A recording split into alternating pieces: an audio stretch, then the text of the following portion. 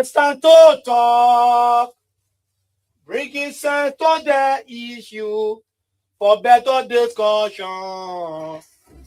Seku Sherry coming to talk. Seku Sherry say, La Bira, le Papa La Bira. It is time to talk, bringing sense to the issue for better discussion. Seku Sherry coming to talk.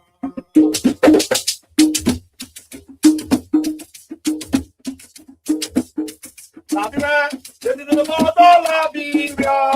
It is time to talk, bringing sense to the issue for better discussion. Seku Sherry coming to Seku Sherry say, La Bira, le Papa La Bira. It is time to talk, bringing sense to the issue for better discussion. Seku Sherry coming to talk.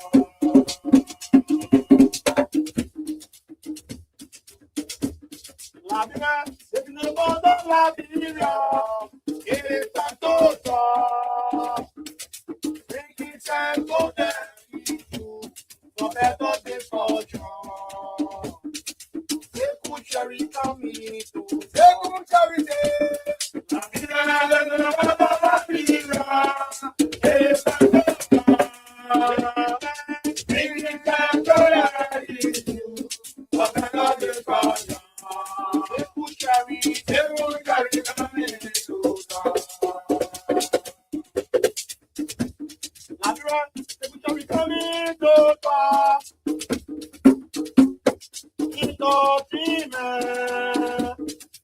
We got to information and education. Seku Sherry coming to talk. La Bira, Seku Sherry coming to talk. Good information. Information is talking and education. Seku Sherry coming to talk. Seku Sherry say, La Bira, le Papa La Bira. It is time to talk, bringing sense to the issue for better discussion. Seku Sherry coming to talk. come on, let's go Friday night. Yeah, Seku Sherry.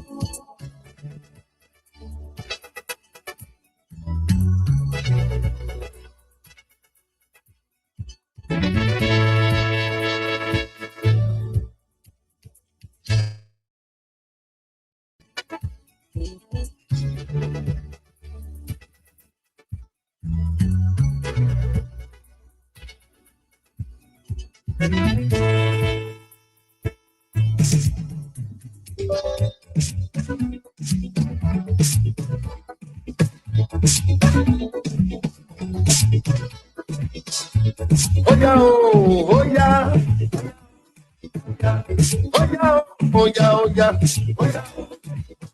Want to stand as African soldier. African soldiers to fight for freedom. I want to stand as African soldiers now. African soldiers to fight for freedom. Some are dead and some are living. Those that are dead are still fighting on. Those that are living are still fighting. Chaka Zulu, African soldier. Listen, let's say African soldier. Now they're taking away African soldier. But African soldier. Jomo Kenyatta, African soldier. Patrice Lumumba, African soldier. Marcus Garvey, African soldier. This is how we say good morning, a pleasant good morning to Liberians following the broadcast this morning. And this is how we also welcome all of you to the program Good Morning Liberia. And this is where we all gather each and every mornings to issues that matters to Mama Liberia. So let me say welcome to all of you, and let me say good morning to those of you listening to us through Radio Land. And let me also say good morning to those of you following us on Facebook, on YouTube, on our online radio, that is Voice of Liberia Online Radio. I want to say good morning and also welcome you to another fascinating edition of the program Good Morning Liberia. And of course, my name is Samira Onelai, and I'm Samira Onelai, and I'm here with you this morning up to our closing time. Let me say welcome to all of you. Welcome to Liberians. Those of you following us on our Facebook page, please let us all share the live video. Invite a friend to watch it. We go about this broadcast. Let us all disseminate information this morning.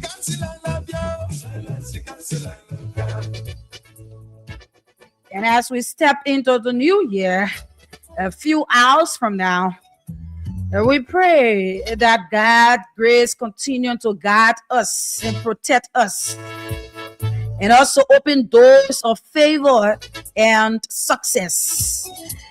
And a lot has happened this year. A lot has happened. In a few hours from now, we're going to be into the new year. That is 2026. Time flies, though. Nowadays, as soon as you close your eyes and open them, you're into another year, or you're saying Happy New Year.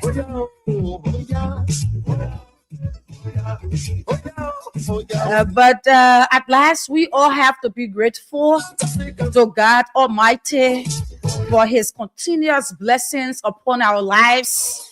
Each and every mornings we wake up. Like I said, a lot happened this year, and people lost their loved ones. But the fact that you're alive, the fact that you're breathing breath, you're about to enter into a new year, it is something that you should be grateful for.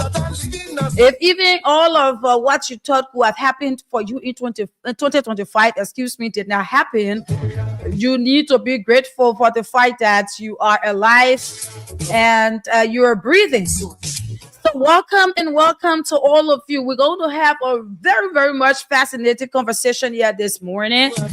And also, I want to encourage all of you watching to play the cash giveaway this morning. We're giving out 10,000, 20,000, 30,000, up to 100,000 Liberian dollars this morning. And all you need to do is to dial *799*8#. I repeat, the code is *799*8#, and then you play with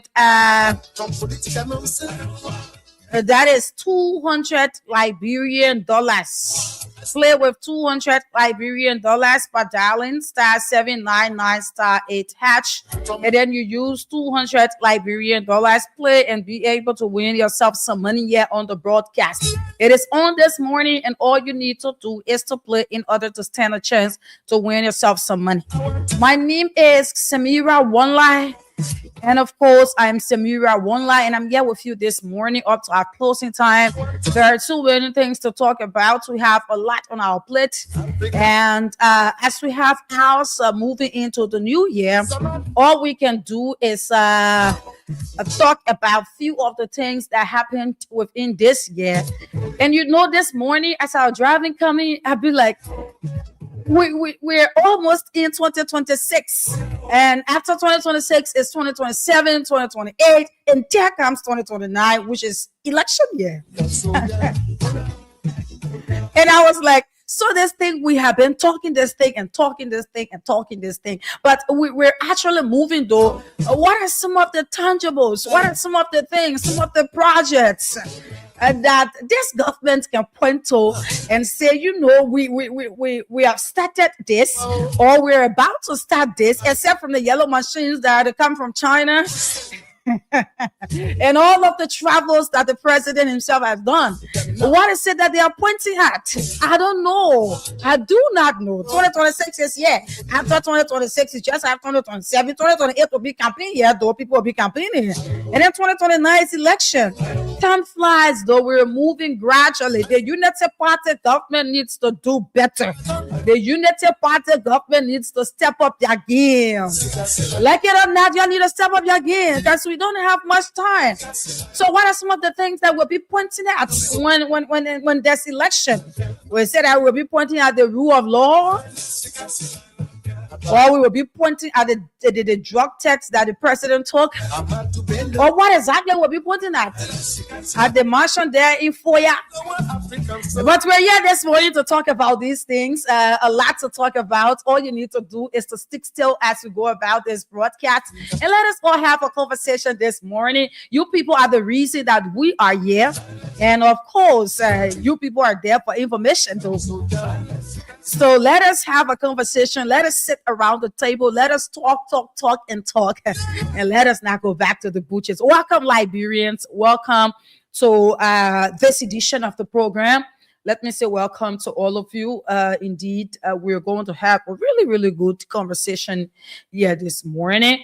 And of course, we're going to start up with the acknowledgements from our Facebook page. Those of you watching and commenting, we're going to acknowledge some of you. We might not acknowledge all of you due to time, but we will try our best to see as to if we can do majority. Okay, that is what we're going to do. So let us start up with Sam. Okay, this is Sam Ganhasson.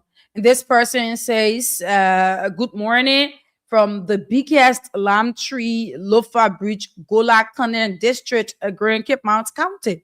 He's watching from Grand Cape Mount County this morning. James Droba says, good morning, VOL family. I'm following from Banga City. Thanks for the update. Jeremy Dwe is watching live. Jacob Kuye is following from the headquarters of the Innovative Youth Alliance in Do community. G. Slimson Doko says following. And Aaronson Ironic is watching from Soul Clinic. This is Akwe Zango. This person is following from Lofa County, Von Chaman City. Davis Jackson is watching from Banga City, Bon County.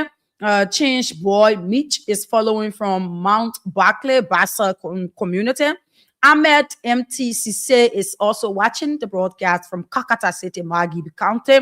Stanley Sheriff says, good morning, afternoon, and good evening to the peace-loving people around the world, and watching from Broadville City, Monrovia, Liberia. Thanks for the update. Henry Yanko goes on by saying, following closely from my end on this awesome Wednesday evening, the eve of the year 2026. Thanks to VOL management and her hard-working team for the great service. Roland J. George says he's following from Bangabon County. AC Makia says, good morning and pre-happy new year to the staffs and members of the VOL family. My radio remain louder daily for the benefit of my community, Catwell, New Georgia. Sekou Sheriff T. Shite Omen. Emmanuel Wetu is following from the New Redemption Hospital. Jonah Nakula Koli is watching from Swakoko City, Bon County. Laha Somalia is also following from Banga City, Bon County, Ganta Highway. And this is Ruben Cannon. This person is watching from his Ghannasville residence. And Stanley Sheriff goes on by saying, under this unprepared president, it has become a major achievement throughout the 2 years as president of Mama Liberia. And we're about to enter the third year of GNB government. Hopefully something better will happen under this unprepared president because Liberia is going down the drain on a daily basis. Chuchu Pop is watching from Robertsport City, Grand Cape Mount County. Too many comments. And this person here is following from our YouTube page.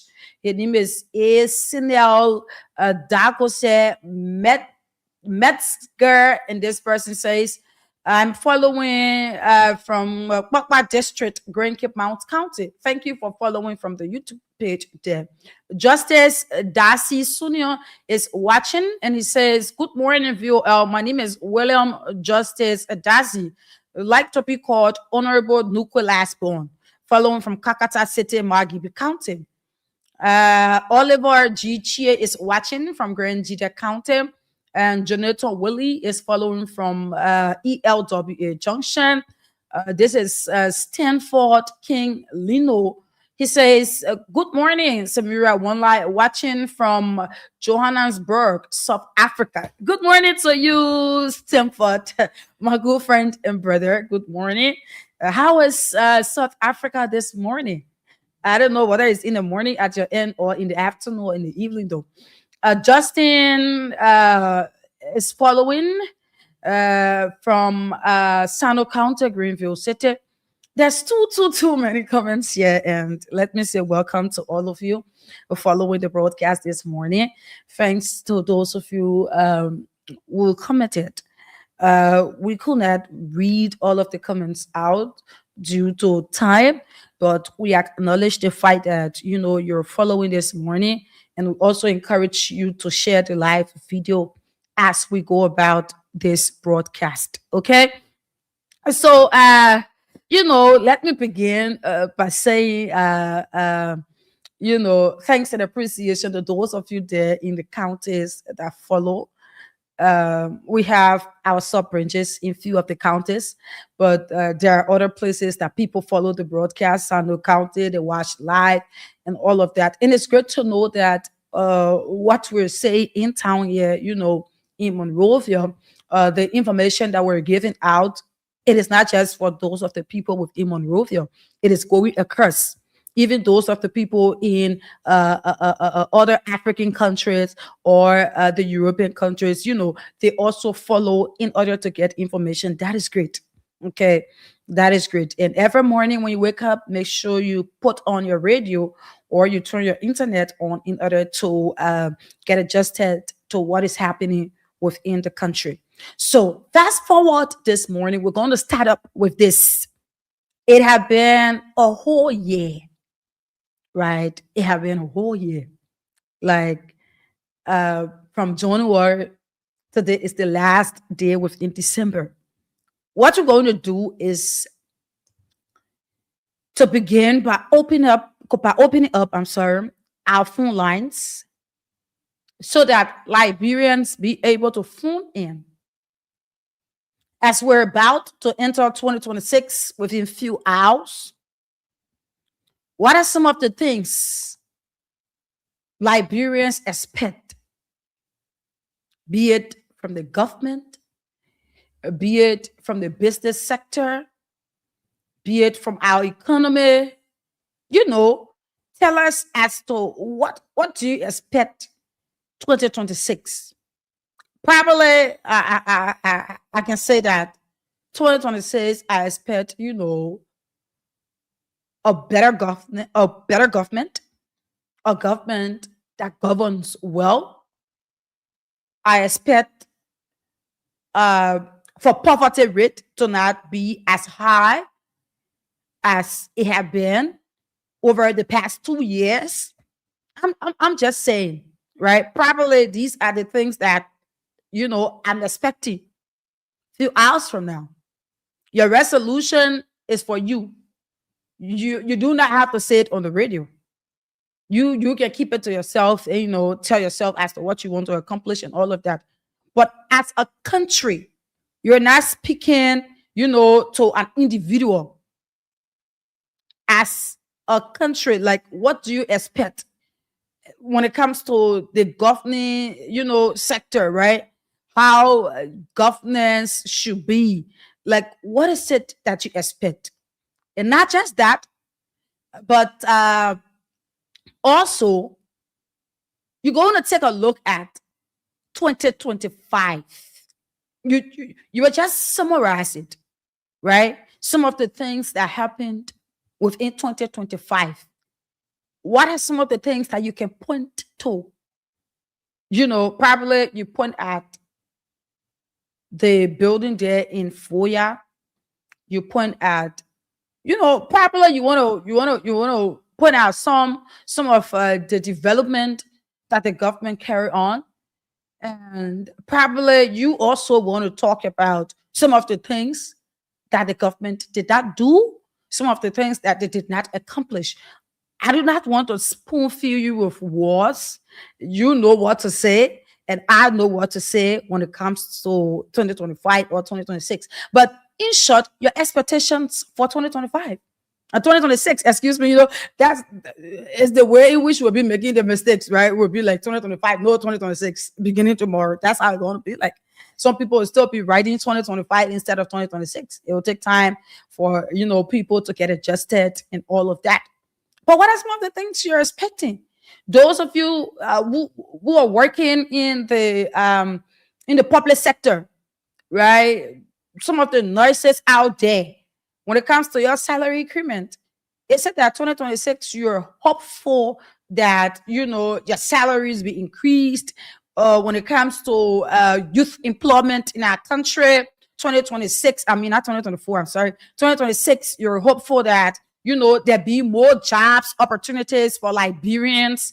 When it comes to educational wise, our educational sector should be more vibrant. These are things. What are your expectations for 2026? We need to know, because like I said earlier this morning, few hours from now we're in 2026, and after some time we will be entering 2027.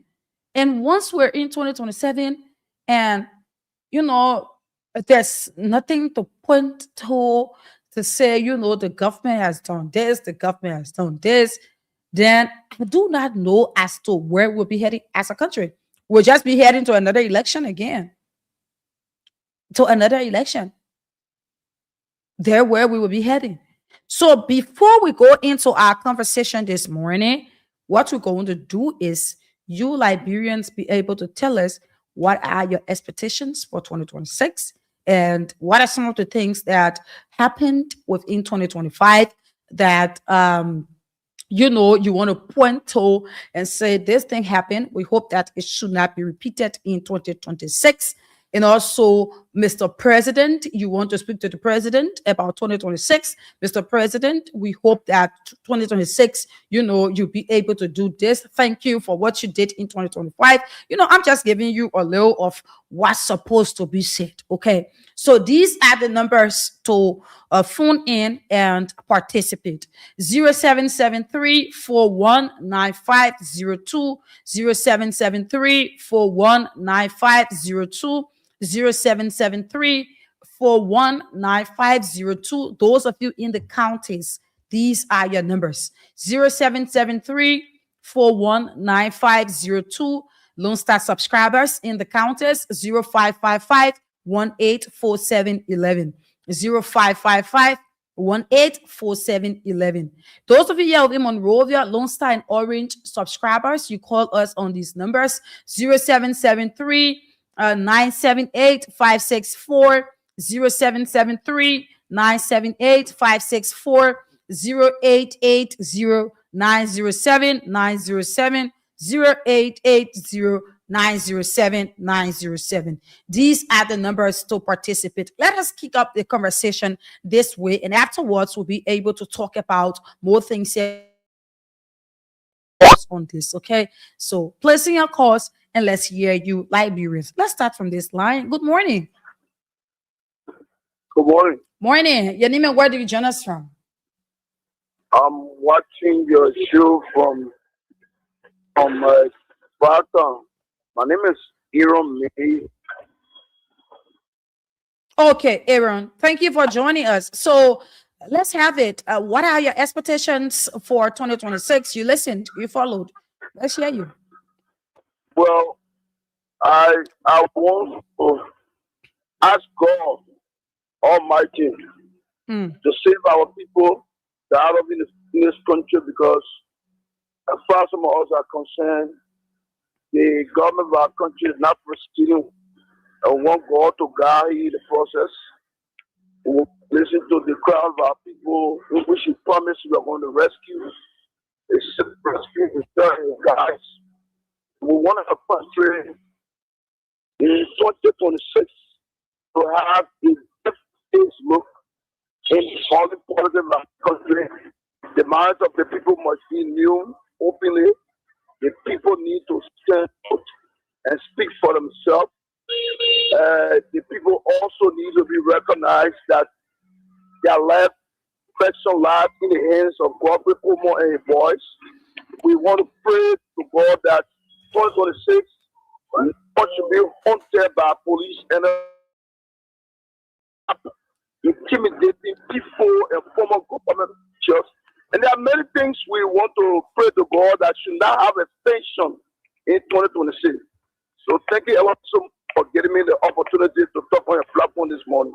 Okay, thank you, my dear brother. Thank you for participating. Good morning. Good morning. This is Daniel Zeto, and I joined the conversation from Lower New Georgia Battery Factory this morning. Okay, let's hear you. Yeah. Thank you so much for affording Liberians the opportunity to be able to talk about their government or to talk of their government. The leadership on President Joseph Yuma Boakai, I think, on year on a review, they have still in every sector. Now, first, let me say, these people campaign on the battle of transparency, accountability, and rules of law. Now, first, let me address the issues of the rule of law. I can remember the first country on President Boakai. There was a lady who left from the football field. Her body was found before the LPRC depot here in the Japanese freeway. Up to today's date, the police RG did not give an account about the cause of that lady's death. There was a young man murdered in a cell in Lofa County. The police said that this man, there was 5 places death. No arrests have been made. The police carried on killing a man who believed to be psychologically challenged. Just of recent, to no avail, we cannot have anything from the police. Now, they talk about rule of law. This will accuse the CDC government of carrying on massive killing. Now the matter is in their hands. Where is the rule of law? Now, you're talking about infrastructure development. This government has not been able to undertake any major projects on their own to show that yes, indeed, a government that came with the arrest agenda, according to the president, based on the CDC proper agenda. What have they been able to achieve extra from what was already in existence? What are the new things? What are the new ideas? Nothing new. Road connectivities. This president, you will have one guy going from one place to another who will come and stand like the way I'm in Battery Factory currently. I have a very bad road condition. I will go to the front page in front of the supermarket, do a short video. Oh, President Baga build the road, President Baga build the road. That's the kind of government I describe it as the Facebook government. A government where when they give you $5, they run to the Facebook. A government where when they buy you one old car, they run to Facebook. That is the kind of government we're having. There's no reality about this government. This government speak about how president we are, but then harmonize the salary of the citizen. Meaning, he doesn't have interest in citizens benefiting from the government. Today, they are working on a same salary harmonization. There is no increase. After the budget has been increased to $1.2 billion. Why there is no increase? Medically, laboratories are safe. Health does not have good support. Education, no new plans for education support.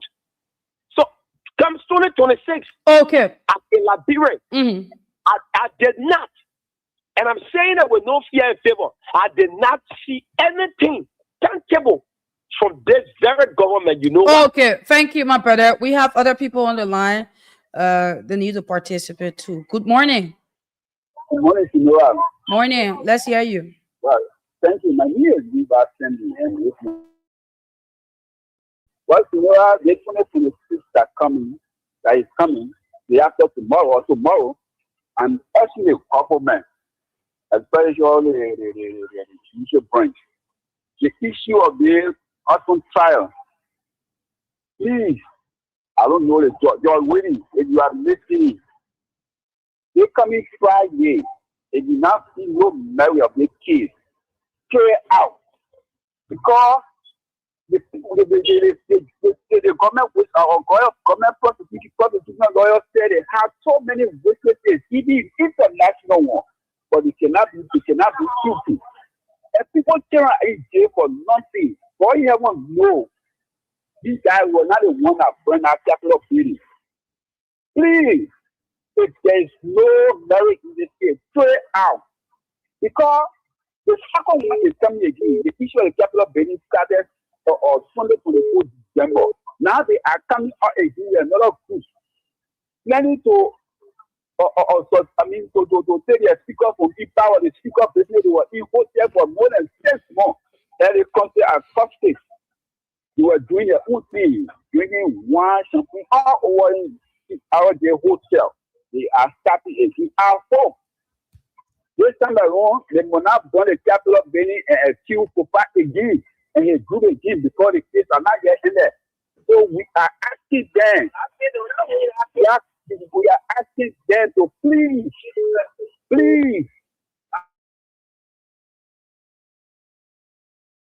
There be a monster so that because Kola then is in the law of burning that capital building for the left Kola there and only accused so far. So Okay. All the witnesses are somewhere in the Thank you. Anything good. Thank you, my dear brother. And start the case off. Thank you this morning for following me down your program. You're welcome. Good morning. Yeah, Samara, good morning. Morning. Let's hear you. Yeah, this is the most I go from Bangabong County. Okay, let's hear you. As one of the choral guests said, he said, Joseph Wagai, on a regime, he had changed everything. Yeah, the other time we were here, he had changed every good thing to bad thing. From good governor, under the former president, to bad governor. So, because if you can, the malaria corporation, the people can report that rural law, Joseph Wagai government failed. Then he say he brought rural law. I don't know something wrong with people in their own country that dealers will come and make them to be slaves, but because they can get dollars, the praise is government and forgetting to know the unborn generation will be frustrated while they were born, even their mother or their father will to eat. Then people can praise them. The 2 years of Joseph Walker, they have been a year have gone zero. But what my expectation for 2026 is that it is a fight. We will see what the president is about to address the nation. The proper lawmaker will not attend that program because they are above to remove their Richard Kuhn deputy speaker because the good thing that they were doing to Fanatico yesterday, that they are rich. You will see they are not fight. As soon as the New Year will enter into the New Year tomorrow, it will be the heater fight, and their fight will not go to Fanatico because every member of it are ready to remove Richard Nangbe Kuhn, that of Thomas Fala. You will see in the from tomorrow to the 15th, we will see that heated debate in our house, and they will be gone. There will be the new leadership coming in our house. Thank you. Thank you. This person, good morning. Morning. Good morning, Samira. Morning. Let's hear you. Thank you, Samira. This is Hussein. My name is Hussein Kew. I call from Jacobson. I am an executive of the Unity Party Intellectual Bureau. Samira, let me use this opportunity to say thank you and thanks to Sekou and the team there at Voice of Liberia over the period for giving us the opportunity to air our views, comments, and disagreements on the show. I want to say thank you. So, Samira, since we are at the end of the year, including the government as to their performances, please allow me to go through some of them in relation to the arrest. Look at it in the arrest, agriculture. Samira, the government has empowered local farmers over the period. The government is bringing in some 185 machines for agricultural purpose, and the government have given the opportunity for importers of rice to bring rice in the country. They are giving money to local farmers, right, to improve their farming activities. That's it. When you look at the arrest on the arrow, one of the arrow, the rule of law, Samira, all of the judges of the Supreme Court and the Chief Justice and magistrates of the different courts have gone back to pre-harmonization status. That is, their money that was taken under the former regime has been restored. So creating independence in the justice system of our country. If you follow that, Samira, there are different cases that government are going to court to tell you there are independence in the justice system. Let's go to the next hour. We're talking about road connectivities. Samira, you need not a rocket scientist to tell you that the different corridors have been, open. The government have created market to farm roads. The government have created a road that were difficult, that people could not fly in the rainy season. Today, this road have been connected. All around town, roads have been rehabilitated.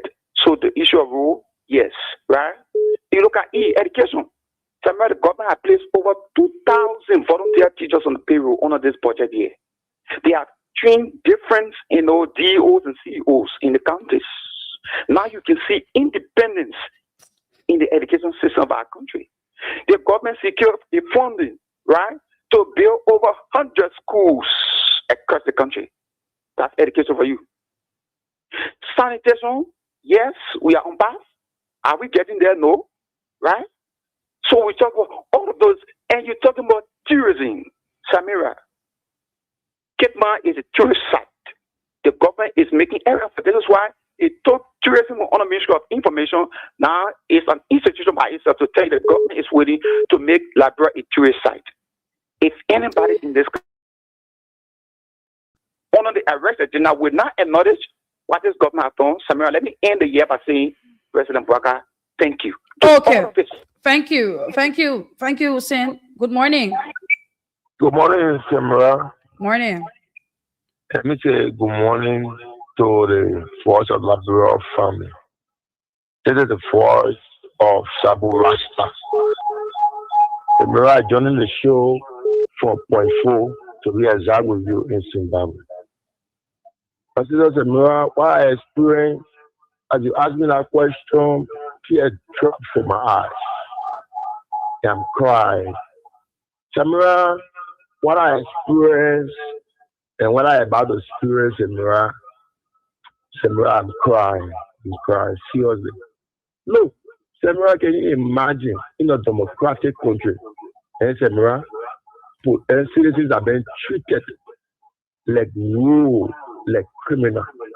Police are beating people, killing their own people instead of rescuing their people. And Samira, I see more to come. Because Samira, can you imagine when we get a president who's down in the interest of the people, who is now listening to the cry of the people, who is not creating that democratic space for the people to protest in their own country. And these things are ended, they are covered by the law. But to see the president is taking the freedom of the people, putting it in his own hands, that he wants the people to protest in their own countries and not treating them like raw, killing them. Samira is sad for our country. I'm crying. To see police beating on lawmakers. Can you imagine with that stealing branches of government, Samira, with the state for to see the executive who overshadow everything in our country? He won't be the executive, he won't be the legislature, he won't be the judge, the judiciary. Samira, it can't work that way, Samira. And the president will not listen. The president will not change. Because Samira, the president wants to order Samira, he's willing to do anything to make things count. You see, can you imagine what power is the will of the people? The democracy is the will of the people. But today, to see in a democratic space where there is no free space again anymore, where people are supposed to protest today have been prevented, have been prohibited. That, oh, you can't protest, I'm not going to police treat you like all. I'm crying, I'm feeling bad, like boys are suffering, things are hard, things are bad. Can you imagine, Samuel? If you are small to make fun in my own country, today, Liberia being the only country in Africa, Samuel, we can to produce our own food. We get better people. We are not respected anymore in our country, Samuel. Look at Liberia, Samuel. Look at Liberia, all African country today, no roads. The president boasts, the president boasts of bringing in roads, say you play more role. But today, same himself as the president not even hold teaspoon to put it on the ground and break ground and say, hey, my people, let's create road for you to go and local country. To create shock. But today, the president gets traveling, enjoying opportunity. Today, our people are suffering. I cry, Mr. Amira. Thank you. This person, good morning. What are some of the things you expect to? It is not just about what happened within the 2025. What are some of the things you expect of the government in 2026? These are some of the questions. So specifically, you're not just speaking about things that happened in the past. Yes, it is in the past. But how, like, I always say this, right? Let us call this person cool. I always say that whenever we talk, we should not just be much of a talker. And at the end of the day, we do not know how to give recommendations out, so that, these people be able to listen and find a way to move forward. So it is not just about what happened within the past, but it is also about some of their recommendations comes 2026 so that we have a better country for ourselves. Good morning. Good morning, Samira and Peter David Castle. I call from another street light in Lower Johnsonville. Thank you for a fascinating discussion. No, Samira, as for the hope for 2029, it's just a dare hope. You have to look at the present. The foundation from the present will determine the outcome of the future. The past 2 years have become a wasted year under Joseph Imabwaka administration. So we are not going to expect anything better come 2026. It's going to be a wasted year. That is clear. And for recommendation to the president, I think Gogre Koma has created a serious embarrassing situation for Liberia, not only the president on the international stage. So Gogre Koma should be dismissed. The minister, the guy from the former minister of information, from the ministry proper and that of the deputy. These are the people that do. And the government needs to recalibrate because nothing went on the past 2 years. When it comes to road connectivity, zero. They make electricity here. So what have they done? Every sector of the Liberian society under Joseph Imabwaka for the past 2 years has just disintegrated. The prices just escalated. The past 2 years of we're buying back already 13 hours. I go all gallon. Used to be 4,000 farm. Today it's around 8,000. So I think Joseph Imabwaka really need to recalibrate. You need to sit down and listen to the Liberian people and ensure that you should formulate a policy and that will better the life of the Liberian people. But if you just pay attention on those surrogates that are seeking their personal interest, absolutely is going to be destroyed from power. And the reality is on the wall. It's clear. We're not joking here in this particular country. We want national transformation for the betterment of this particular country. Not people to bring jokers in the country. And the money that Joseph Imabwaka also used to purchase Unity Party headquarters, I think they need to post that and bring that particular money back. And you have to be clear to tell the Liberian people where the money coming from. Because you cannot tell us that it is for MRU. We are educated people. MRU is a regional organization. They will never institute a project here without legislative approval or going through the PPC process. So okay. ideas of antiquity, just like my broker, need to elevate it. You are dealing with people that are living in the computer age. So if your mentality is saying the age of antiquity, you are just suffering yourself. Thank you, my brother. Good morning. Good morning, Sister Samara. I may say good morning to the management staff of us of Liberia. Morning. I'm Philip Detour. Yeah, I joined you people this morning from the Banga City, Bon County. Let me say good morning to my brave country, more especially Nimba County. Good morning to the Liberian, the peace-loving people of Liberia. Sister, what I was there under the government within the 2-year period is from the top to the bottom, so lie. So, hello? You're live. I'm hearing you. Go ahead. So lie, because from the president all the way to the minister, yes, everything is lie. And the rule of law are not respected in our country. And when you are a government, your line is breaking. Hello, Philip Detour. Yeah, Philip Detour. Yeah, so you need to change your location a bit because you're coming in broken. Am I clear now? Yes, go ahead. Yeah, I was saying, I said the government on the 2-year reviews from the top to the bottom, that's also law we can see, and their respect of rule of law. And when you are a president, when you come to the presidency, you got to rule the Liberian people in that country for a certain group of parties. But under the government, what was there within the 2 years, the first thing, our 2025 budget was passed illegally on a regime speaker, which was not speaker at that time. 2, the 2026 budget that we're discussing, it was passed a year, I can say, it passed for the first time to pass $1.some more billion budget overnight to force our lawmakers to pass it, because if you give the budget, executive say a budget to the House of Legislature, they can get there at least something like 2 to 3 weeks. The lawmaker, they get a lawyer, so they can get a vast. But within 1 week, you're forcing the people to have budget, ultimately the budget will pass in the night to the House of Legislature and to the Senate. So all the things we are there is so large. You see what happening to the capital building Bonnie business. The case is get up and down, no honesty. So what do you expect this 2026? The 2026.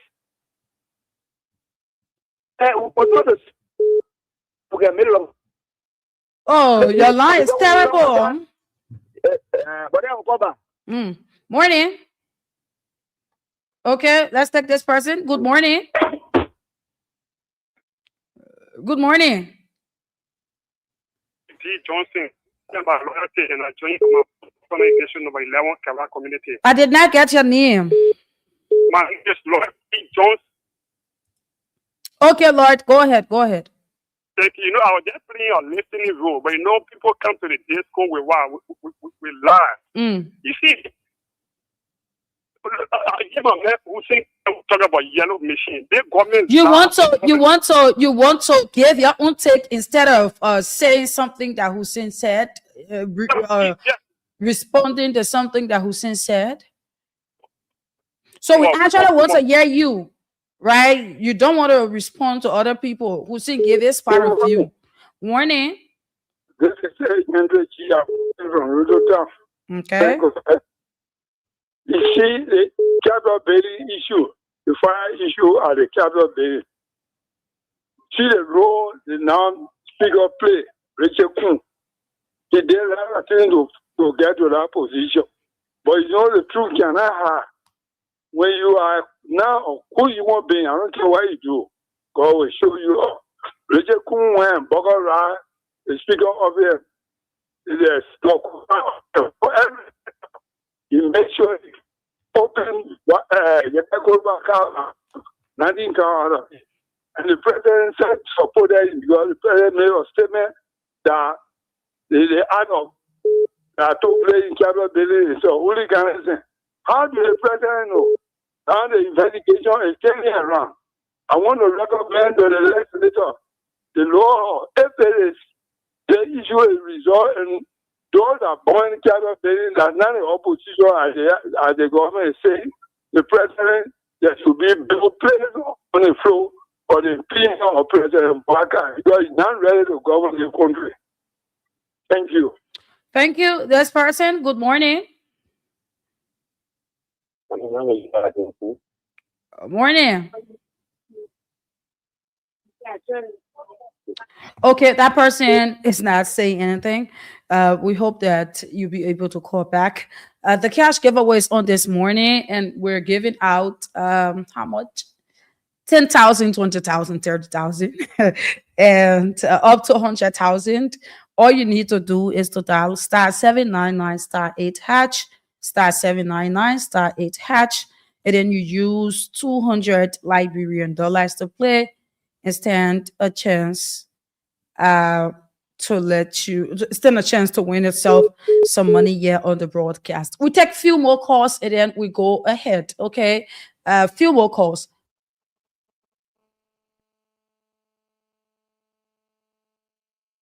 And then we go ahead this morning. Okay, so let's talk to this person. Good morning. Samira, good morning.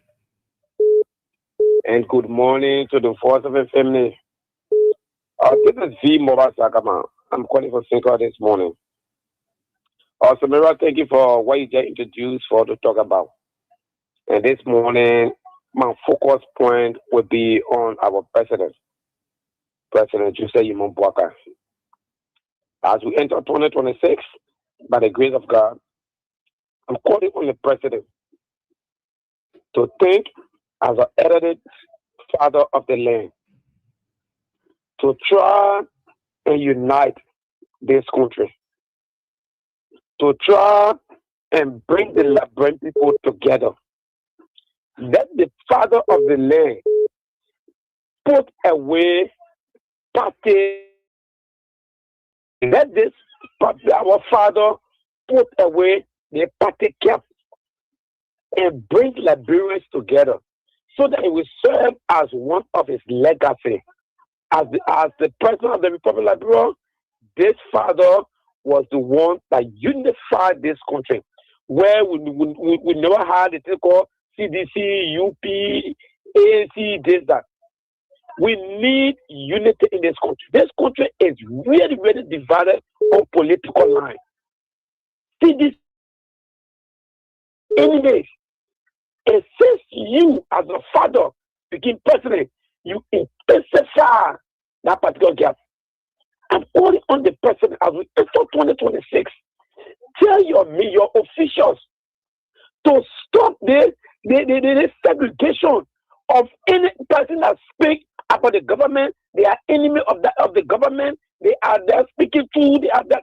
Every human being has their opinion to express, especially about their country. 2025, we did not realize any good thing under this government. I can say that for sure. This government has spent 2 years and they have used almost 1.6 billion for national budget. What can we show as Liberians to say these are things that Liberia have benefited? President Bwaka, I'm calling upon you. I know the decision that can be taken sometime. Maybe you may not know about it, as you rightly said before that even the FOIA project, you did not know about it. There are people around you that are making decisions. But I beg you, Mr. President, try to take the lead. Try to govern and stop allowing these children around you to mislead you. Because they are not doing good for you. They are giving you bad legacy. We want you to be the father of the land. And when you are father of the land, you are the twin father. You are there for everybody. No unity, no green, no blue, no red, nothing. We want one Liberia. Please, Mr. President, under 2026. For me, I'm not your supporter. I'm calling upon you as a Liberian, especially my Lofa Oku. Please, Mr. President, put away this party syndrome. It's too much in the country. IUP, CDC, and not helping our country is dividing us. And in terms of development, Mr. President, the development is going on very, very, very slow. For example, can you imagine from Freeport to Lokitan, just to pay that place 2 years of a government? So how long will it take to pay that place from Freeport to Bowater? So as you say in your government, are we happy? So please try to do. We are backward in development, Mr. President. Let your people work in according to work day and night. Like in Burkina Faso, Mr. President, things are going on rapidly. But in Labrador, for example, where in La Basi, just to fill drainage, thank you. Thank you, my dear brother. Let's talk to this person. Good morning. Shortly, we take a break and be right back. Morning. How is it, I'm okay. Your name and where do you join us from? I'm Haja Kane calling for Bobby Blanco. Let's hear you. My info this government. You know, the government came to enrich themselves. So I really want for them to really, with the physical challenge, people are on the street begging. So they will create job facility for physical challenge. Even the blind people say you can employ their people. Let them move on the street. I really want for government to see about that.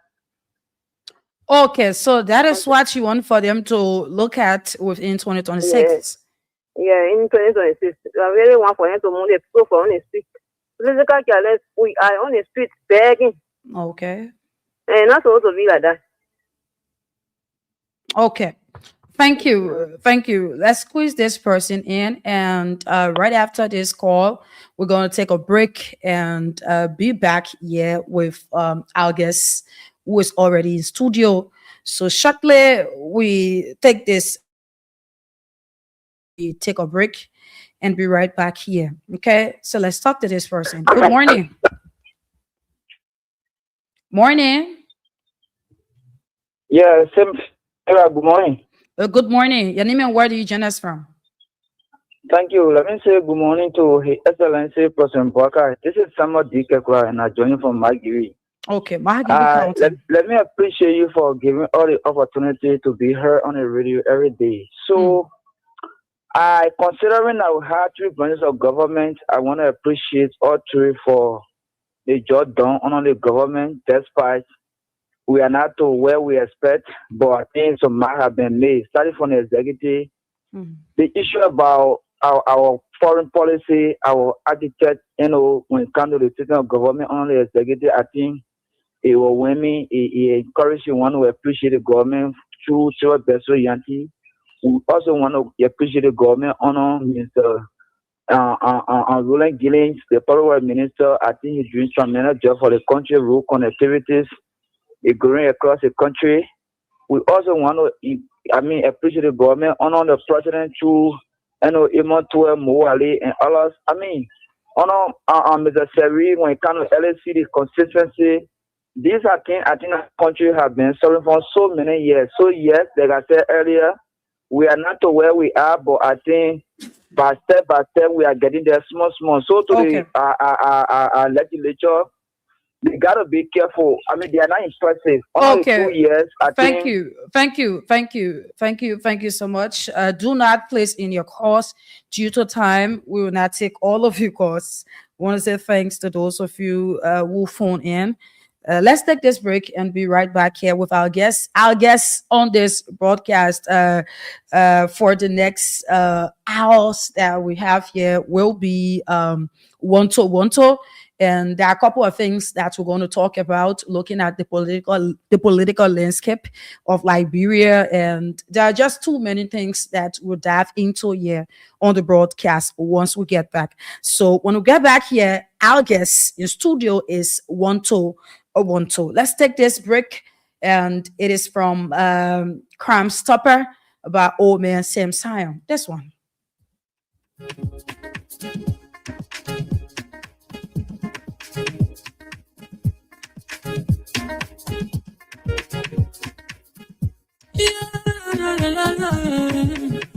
It's about music.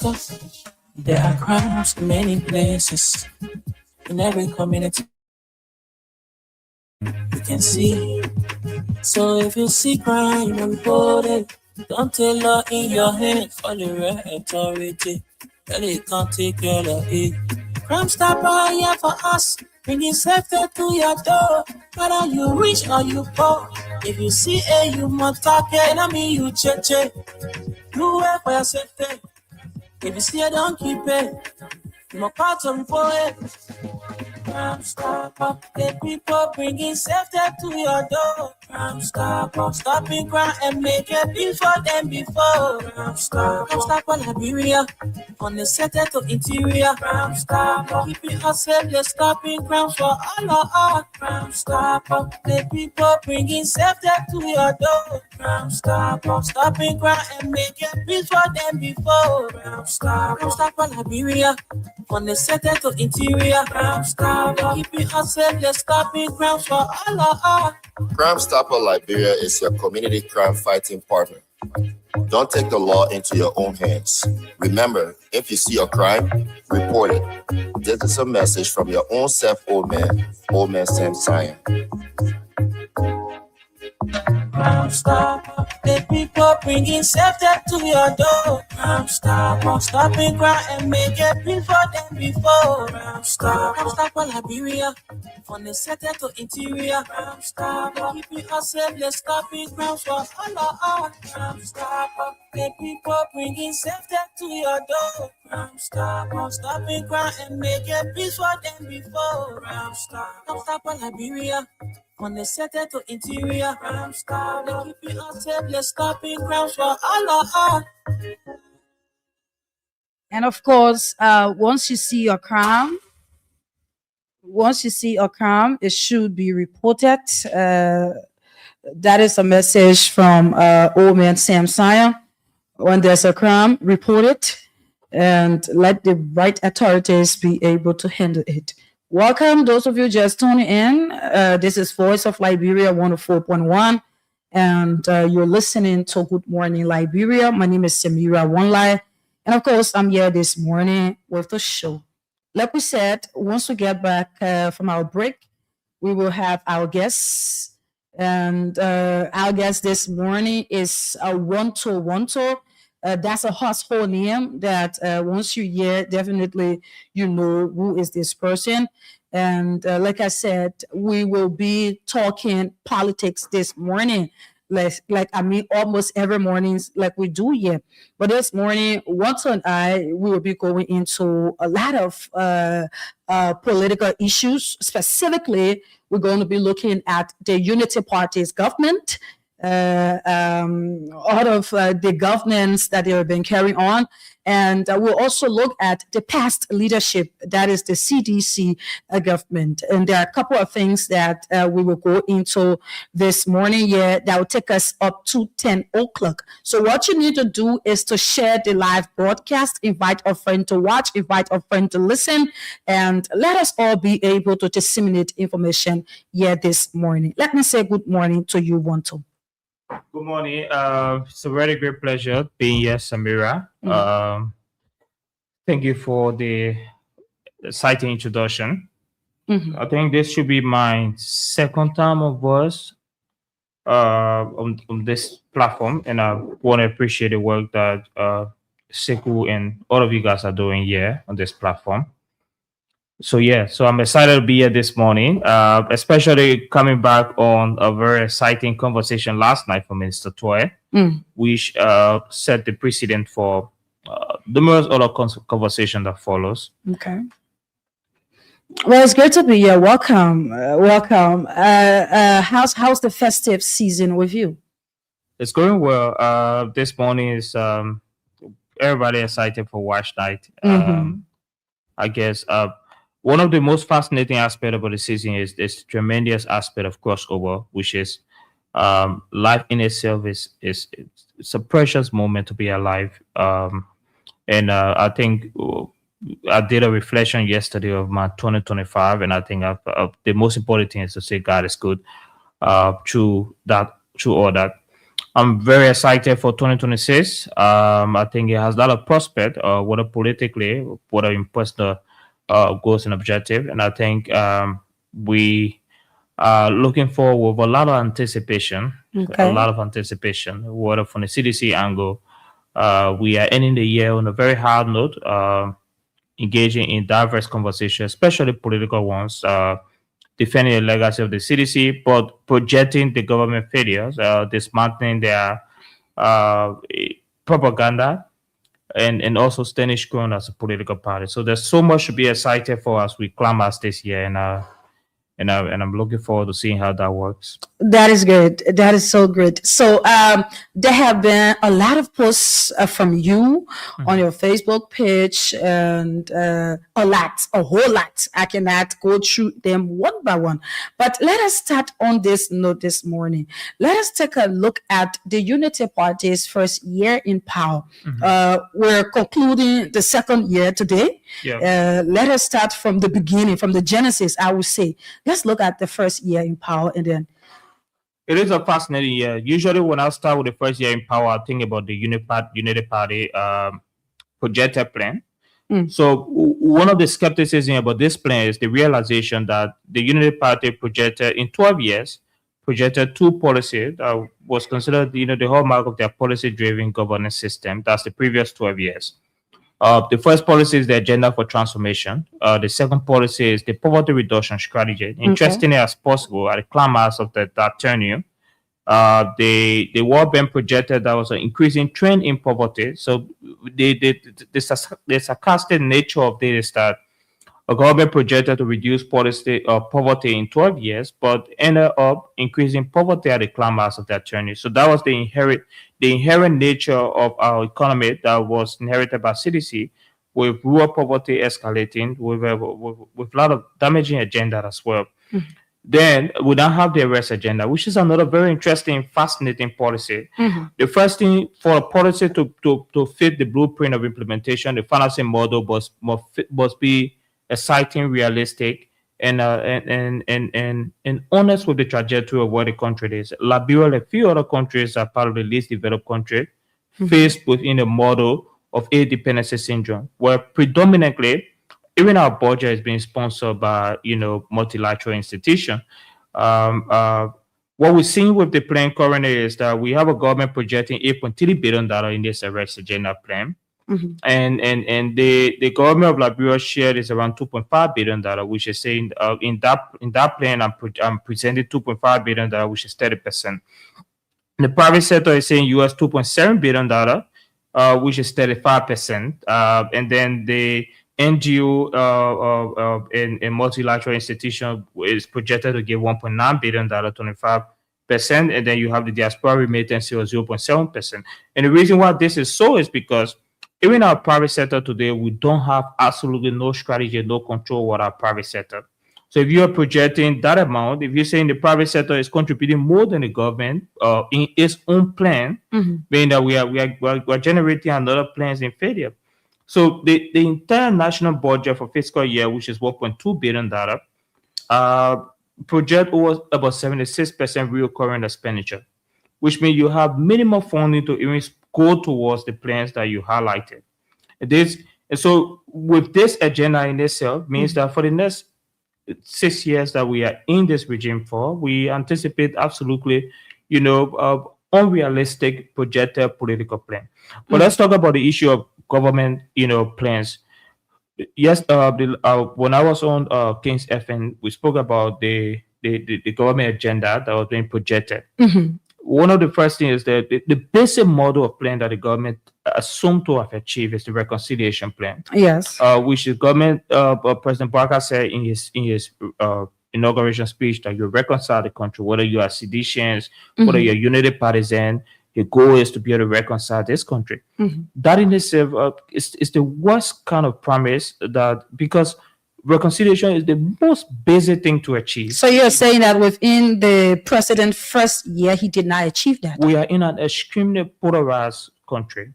Funny as it is, police has transitioned to become a police state, where even the right to protest in Liberia today is not seen as illusory.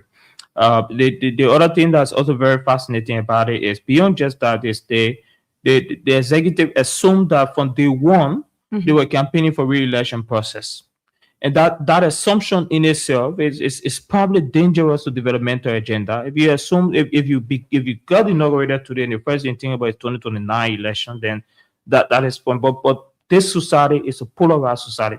We're seeing citizens who are taken out of jobs just because they have an affiliation the MCC, for instance, we saw that for 9, if I think the number enhanced now because every time the increase as possible. Were taken out of that job because they said they demonstrated partisan affiliation. But there are other sectors across Liberia where being a sedition means that you're out of job. The government cannot demonstrate any tangible opposition that they've incorporated into their plans, into their agenda, but still maintaining their opposition or affiliation, unless if you want to be able to become a sycophant, like few others who are being. But that's the state of the society. Absolutely zero reconciliation. So do you see the president as a reconciler? No, the president is far from being a reconciler. Why? Is it because he haven't yet had that conversation, or we haven't seen pictures of the president and former president? That's the reason why you're saying so? Yes, what is interesting, when President Weah got elected, the first thing he did was to visit the house of the president, but then former vice president, with his wife, sat with him, had a conversation with him, incorporated him into conversation. In as much as even most of the protests, the unity behind during the regime of the CDC, but he still incorporated the views and perspective of the president. But there is a resentment. I don't know, it's fear, intimidation, patriotism. It's nice and expert-driven in book, but the implementation is far from that. This country, the president failed massively to lead us to a reconciliation, a reconciliatory space. And this is what our political space is polarized. And this is what our political space is also heating. And this is why the partisan rhetoric is also terrible. That even if you have a voice, you have an independent view to be able to speak about it. The first thing to think about is you are anti-Liberian because the government and the president projected that space.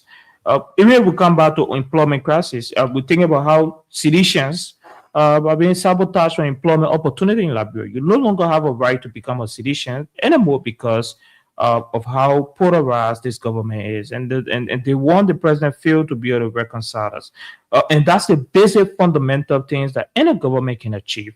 If you fail to achieve just the fundamental, we probably will be thinking where are we heading in terms of the other complicated aspects. And do you think I'm coming? We're going to take this bit by bit. We'll get into all of the aspects, but sure. Do you think that it is late for reconciliation? If you are claiming that the president is not a reconciler due to some of the things, he not meeting other political leaders, opposition figures, and all of that, do you think that it is late for reconciliation? I mean, the point is that we almost we are projecting to a third budget. So it is late.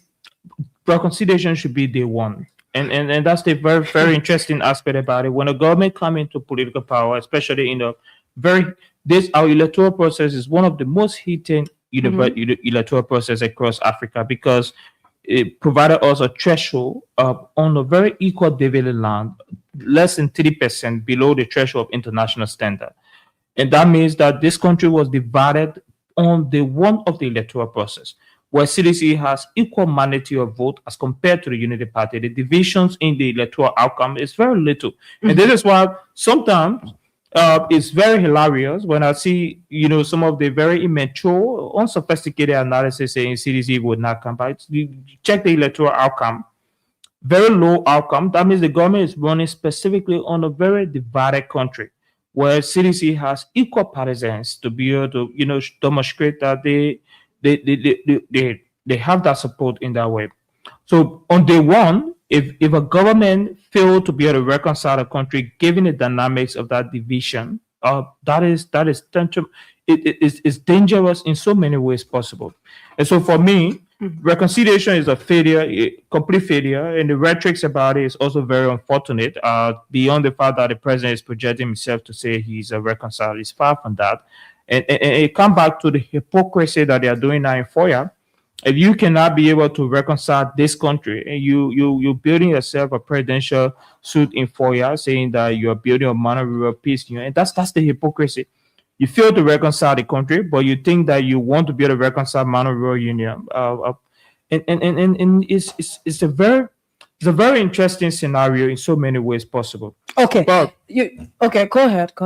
But that is not the only thing that we can do to think about. Let's talk about the other issues that the government projected. Just before that, I want us to look at the governance style and leadership direction of this government. It's a very interesting question. In terms of the government styles and leadership, the government promise, or the first one of the very interesting plans that we don't talk about a lot is the government healthcare plan.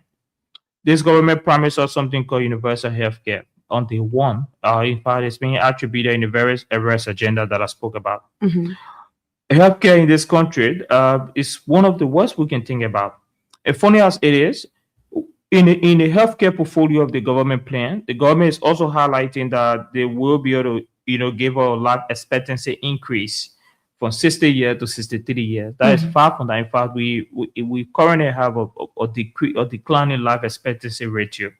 So if you're projecting healthcare from 60 to 63 years, and with the kind of poor healthcare we get, absolutely the universal healthcare, government don't talk about it anymore. And the government also talk about maternal mortality. In fact, as we speak right now, there's a reduction of maternal mortality as we speak, higher than we can be able to imagine.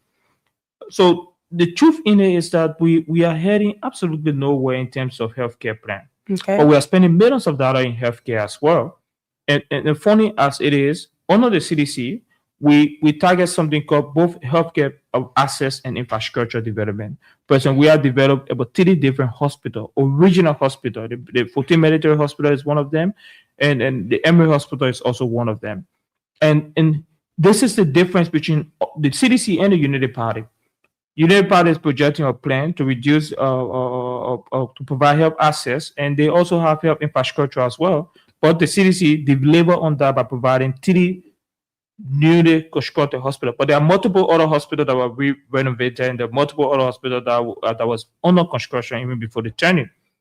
So how do we compromise the plans that we have for the government as such compared to what we're receiving? But don't you think that within time the Unity Party will deliver on that? It's just the second year that is ending. At the climax of this $1.2 billion budget, we might be closer to around $3 billion budget. So the sympathy, I'm not convinced on the sympathetic nature of the Unity Party and the CDC, because the realistic aspect of it is this is a government spending almost $3 billion at the climax of this budget. The government is projecting around $1.2 billion. So it's not absence of resource, it's the absence of priorities. Like for instance, right now, we currently unemployment is skyrocketing at a level we haven't seen before in this country, especially youth unemployment. Young people don't have the access to opportunity, basic access to opportunity. When we argue bread and butter issue, we are asking, how do you empower young people to empower themselves, to even find daily bread, to be able to find food to eat, provide for their family? The government have absolutely no plan for that. You think why this is happening? Because the government came on exceptional dangerous rhetoric by criticizing everything CDC did. And now they are faced with an unparalleled level of success that they can't be able to topple upon. And so they are walking directly into the shadow of CDC. And this is the biggest explanation we can be able to have for this period. Because every aspect of what the government demonstrate shows that it is beyond that. And it will give you some level of implementation. The CDC implemented street light in the country. The government say, oh no, we can't celebrate street light by its words like campaign promises. Today, in this festive season, the biggest accomplishment the government campaigning about is the street light on RRA. But funny as it is, President Baka went to Bopolu City and he instructed a hand pump. It was one of the most embarrassing implementation ever or launched from a president. The last time President we went to Bopolu City was to erect a 100-bedroom hospital called the Emory Hospital. So there is a wilder clash in developmental and infrastructure agenda beyond the government and the CDC. And the funny thing as it is, in the rest agenda plan, the multilateral institutions that are being highlighted to provide billions of dollars to the plan, the biggest multilateral anticipation is the MCC Compact. The MCC Compact will probably provide the government $455 million to $500 million. And if the government receives $455 million to $500 million, is a 5-year financing plan. That means the implementation will most likely start around the government of 2030. So even in that financing model, the government only biggest ambition for infrastructure that they are thinking that as soon as the MCC Compact comes, boom, They'll have the finance because they have lined up some of the things that they would do, you know, with the MCC compact money, all of that. Because the society is gullible, so even those who are within the sectors thinking about these plans have no understanding of the timeline in these plans. In fact, over time, we provided a lot of corrections, especially when they were running around with propaganda on the MCC compact. It takes 5 years model development plan. So the implementation of the MCC compact would not even be this regime. It will be the next cycle electoral process regime that comes about that will start the implementation process. But if a government is having $1.2 billion budget, and the only objective for development infrastructure anticipation is $455 billion that comes in 5 years model plan, then you're heading nowhere. So if our $1.2 billion annual budget every year is not sophisticated enough to provide one school, one original high school, or one original hospital, then that means this is a government in failure, because building a hospital, $1.2 billion is sufficient enough if you have the intention to build a hospital. And it's demonstrated by the project in FOIA. If you ask people in FOIA now what they want, they will never tell you they want a presidential launch or whatever they call it. Peace building hub. That's what they said. Nobody in FOIA will tell you they want monorail peace building hub. In fact, we are not at a national stage to start developing an agenda for regional bodies. The monorail union is a peace treaty institution. Every other agenda that comes to the monorail union must come directly to a treaty development situation between multiple countries that are part of that monorail union. So in absence of that means that the government is saying we decided that we want to implement a peace hub in 4 years. So you're saying that instead of the peace building hub, there could have been another thing that the government could have done, either constructing a hospital or a school or something different. People in 4 years don't need a peace hub. People in 4 years don't need to implement for monorail union. People, and this is the point. The United States today is transitioning their political process to a transactional diplomacy, where the government of President Trump believes that America First theory must be the first agenda. In this country, what the president is demonstrating, we have a policy for it. We have the Liberalization Act, which is saying that Liberia must be first. Liberians must be first in business ventures. Liberia must be first in decision-making process. If you go FOIA today, for people living in FOIA or in the entire local country will not tell you they want an MRU peace hub. Nobody, it has no value to the people's life. We're not peace party institution as a country. In fact, the MRU is not a single treaty building institution. So it tells you where the priority. We refuse to build school. We refuse to build hospital. And the first thing that we think that is the best agenda for us is to implement an MRU presidential launch. But there's a lot of skepticism around the project itself. The major skepticism around the project is the lack of transparency and accountability. The first thing is the project was done under a secrecy model. It took an independent whistleblower to post about that project. The first time I saw that project post was through Eddie Jawulo, who is a civil society institution man. And he called the government on and said, this is a project that is ongoing, and the project is being guided by state security EPS. Why is the government not speaking about this project? Who is building this, this $1 million presidential launch in FOIA? The government took long time, and recently they came out with their manufacturing information. And the manufacturing information first is saying that MRU is the one who is implementing the project. Then just a few days ago, the president was in FOIA to evaluate the project. And here's the funny skepticism to that. He made a statement saying that, I wasn't aware of the project implementation. It was done without my approval. The president has a profound right and authority as a president to make decisions. If the presidential decision-making process, which is guaranteed by the Constitution, is being taken by someone, then that means who controls the presidency.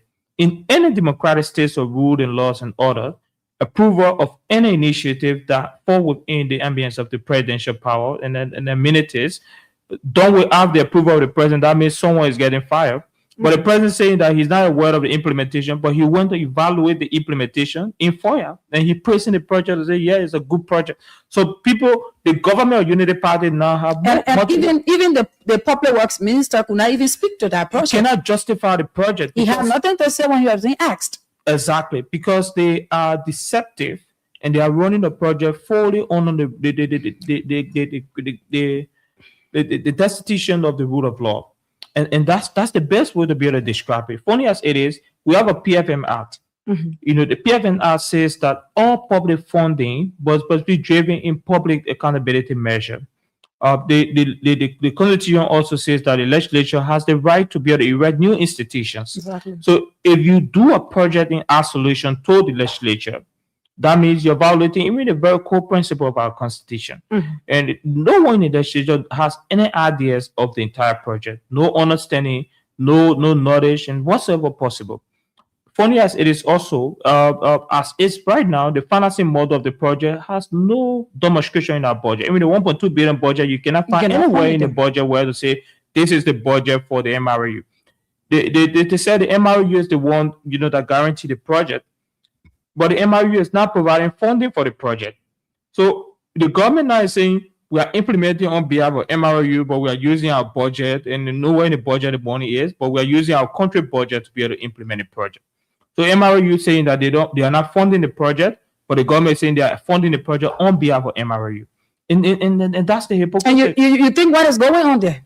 What is going on is President Bouaka intentionally is building a retirement home for himself, and he does not have the courage, audacity to say, yes, I'm building a retirement home, because he knows very well that this is one of the biggest presidential blunder ever.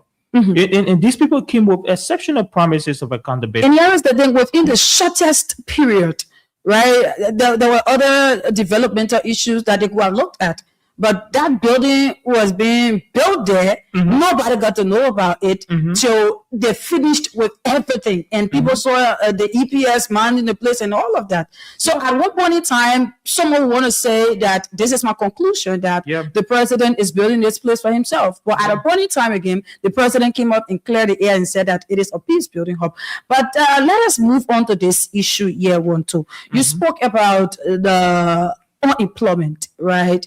When it comes to the youth within our country, and we all were seeing it. And at one point in time, I will sit and say that this government contributed to the unemployment rate in our country currently, because this government came and they did the downsizing. They put people down from jobs. At the end of the day, people are out there. Their salaries is yet to be increased, right? People out there, they put people down with the mindset that we're going to increase salaries. And now you have majority of Liberians, they are unemployed, and this is where we stand. But here is my question. How is it that this unemployment issue can be settled? You think what method should the government use in order to settle this unemployment issue? There is a lot of methods, but the first thing also before I come to the method is the arrest agenda is projecting in unemployment, education, so forth. They are projecting billions of dollars to be able to reach that social net crack area.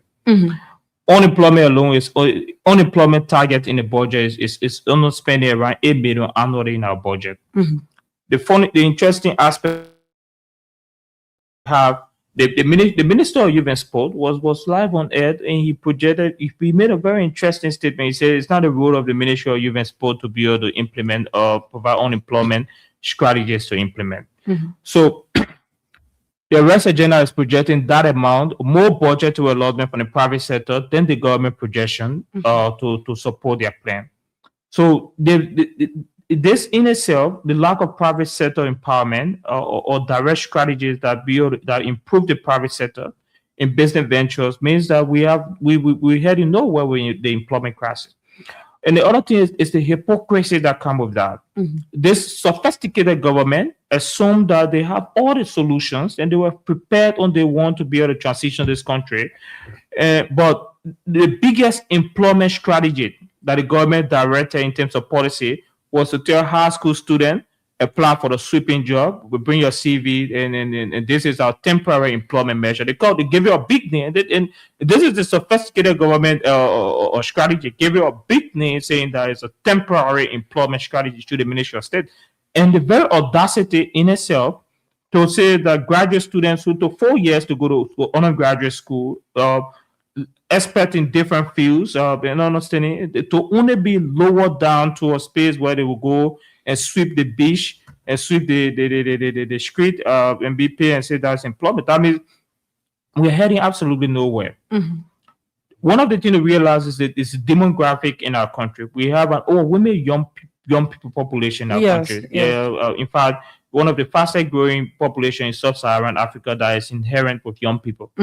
And that demographic is the most impacted disproportionately by the unemployment crisis we have in our country, because these are young people who are brilliant, who have multiple credentials, and who are prepared on day one to be.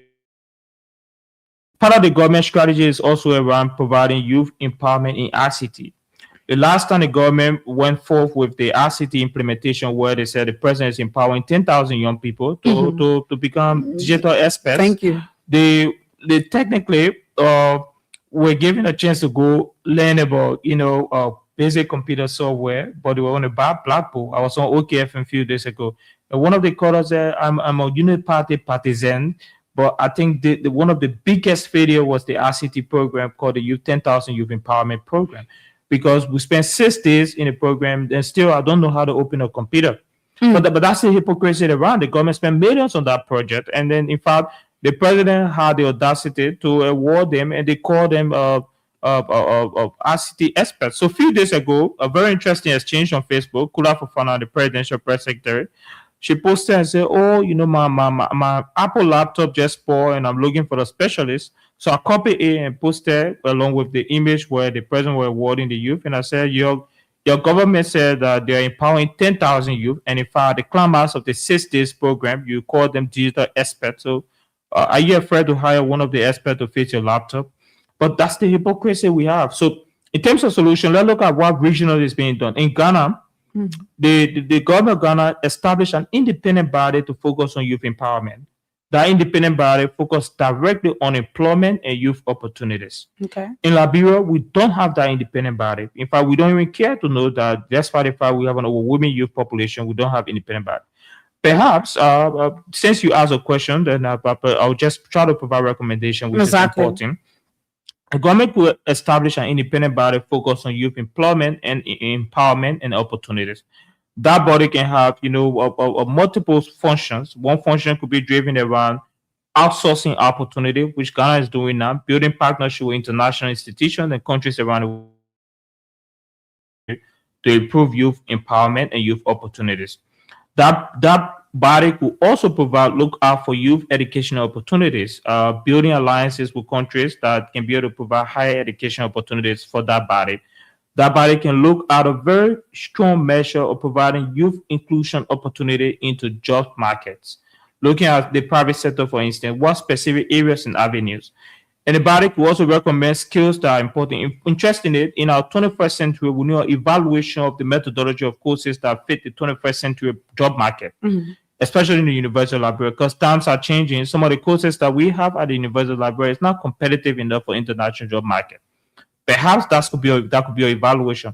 How do we, improve our University of Liberia or our different auxiliary university to rethink the curriculum evaluation to have a 21st century model that graduates can be competitive not only in Liberia but outside of Liberia?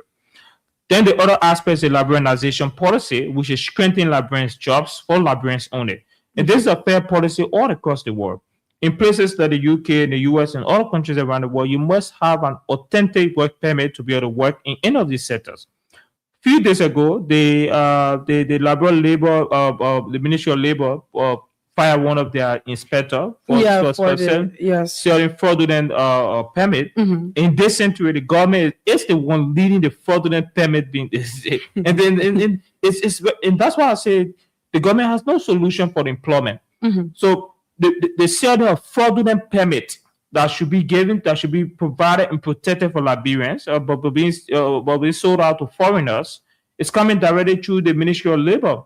The very Ministry of Labor that should be projecting opportunities for work and employment is the very Ministry of Labor today selling out fraudulent permit to foreigners.